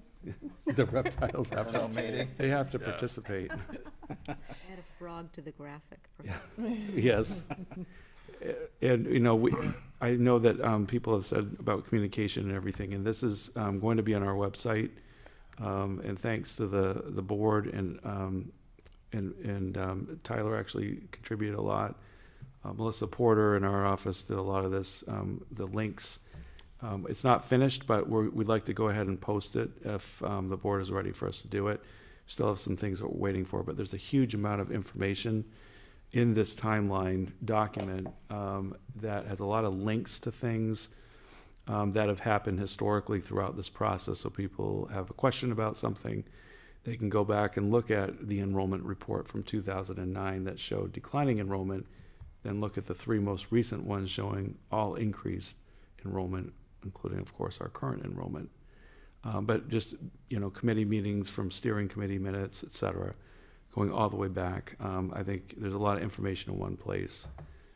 So, I think it would be very helpful for anyone that would like to get all the information, find it in one place, and be able to click and go through and kind of study this. Could we share that with some previous members? I'm thinking Tyler, Kevin D. Sure. Kate, maybe, and they probably will come up with some things that we forgot. That's a great idea. Pertinent items that ought to be included. Good idea. Yeah.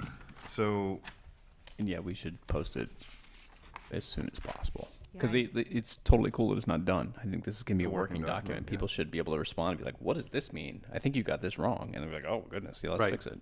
improve it, yep. Yeah, because I assume this will be changed over and over and over again, added to.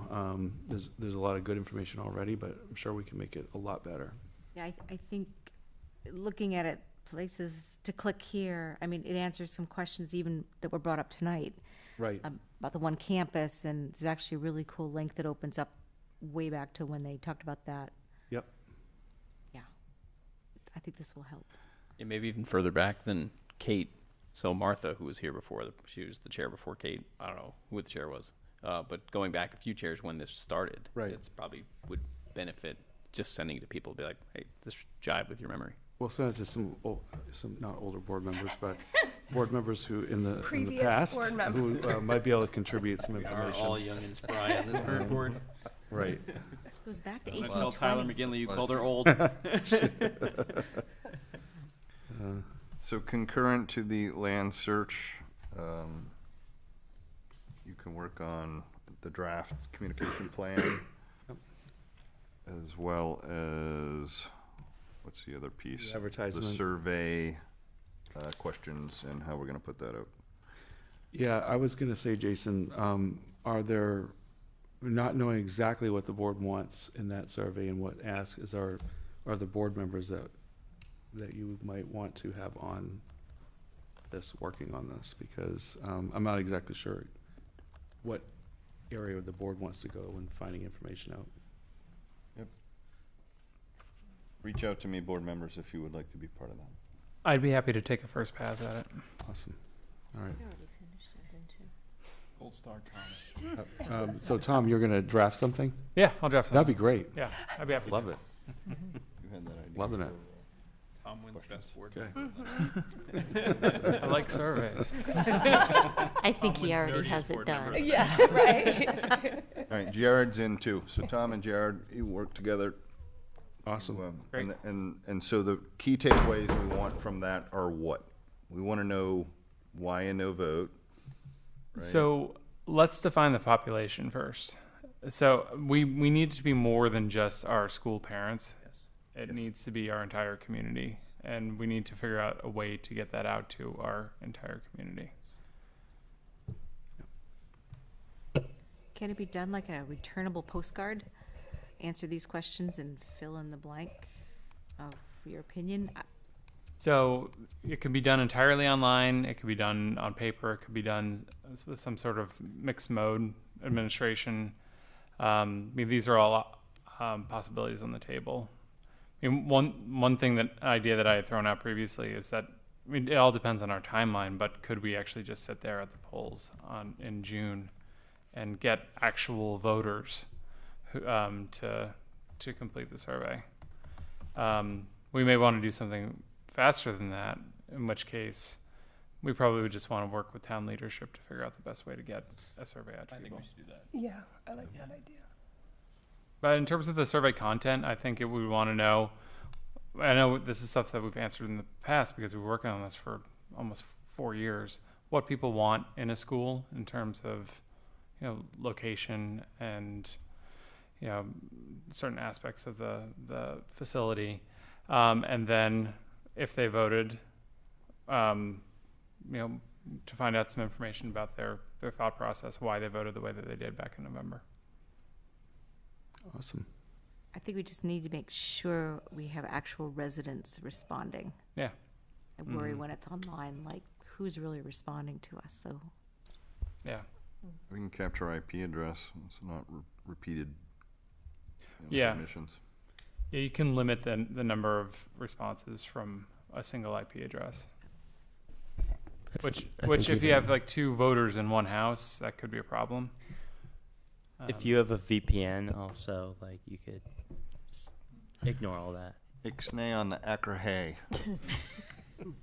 He's on the committee now too. Yeah. I think on SurveyMonkey, you can specify that only the recipient, the email recipient of the survey can fill it out. Unique Right. links. If you have email addresses for everybody, if you use an anonymous link, like if we posted a link on Facebook for people to respond, then we couldn't have that limitation. Are we including, or is the crier including every issue, like to try to get people to subscribe to our newsletter? They have for the last few issues, including I think even last week, they still had a link in there for us. So, and we have picked up a lot of people. What is that, dozens, hundreds, what's a lot? Dozens, when I say a lot. Dozens of community members. We already pushed it out to all of our parents, all of our high school students, all of our staff. So maybe in our land solicitation, we're going to be spending some money on advertising. Maybe as part of that, we could include the link to sign up for our newsletter so that we can capture those people in our survey when we do it. Could we do a postcard to every home in the 2 towns to say, we're going to be doing this survey. If you would like to be a part of it, you're going to have to be on our email list or something, and then, you know, say, please sign up through here. So it's sort of the best of both worlds. We're sending out a piece of mail so we're getting to everybody, but still keeping it electronic by providing that link. Does that make sense? It's an option. We also have the school marquees we could take advantage of for the school. Right, on Main Street, you mean? Yeah. Yep. And MIW, but also, you know, I don't love them, but what do we call them? Election signs as such. Oh, the work. Yeah. It gets everyone's attention. Like, hey, it's the school board. We'd like you to sign up answer our survey. I mean, good old-fashioned signs. Yeah, I assume, Tom, your committee is going to think of ways that we could get it out as part of it? Sure. Okay. Yeah. Mm-hmm. So I just want to better understand, is there a communication engagement committee that this survey is a part of, or were you asking for volunteers for the survey? I just want to make sure the 2 efforts are being tied together. Part of the chair. Volunteers for putting together the survey, so you'll have to come up with the plan for getting that survey out and what the survey hopes to accomplish. So you're going to have to write your own charge and then come up with the questions themselves. Can we have that part of a bit of a broader strategy just to understand? Present back to us. Yeah. Yeah. Okay. Absolutely. And then I know we have the other parent survey that's being worked on. Yep. Yeah. So we have a staff, parent, and student survey that's starting to go out now. It was actually been finalized today. The actual questions, making sure those questions are all. And I want to thank both you and Tom, Leanne, for helping with that survey. So we're ready to go with that. So to save time, I think maybe we can do a little bit of this, Tom and Jared, over emails. fine tune at least the charge and get input from members. And then at our next meeting, we can do a sort of full presentation, make sure the public is well informed.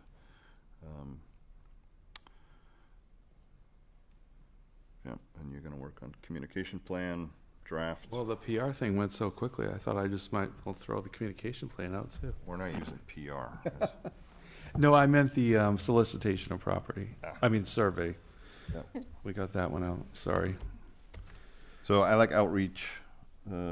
Mike, good word. What was the one you said? Engagement. Engagement, I like that. Yep. What else? I think we got a vote. Mhm. We can stay longer if you want. I'm good. Okay, so I need a motion. We don't have a motion. I recommend to direct the superintendent to develop a communications plan, engagement and solicitation of property for new school, community survey related to proposed new school project. Thank you, Vanessa. Is there a second? Second. Thank you, Christina. Further discussion?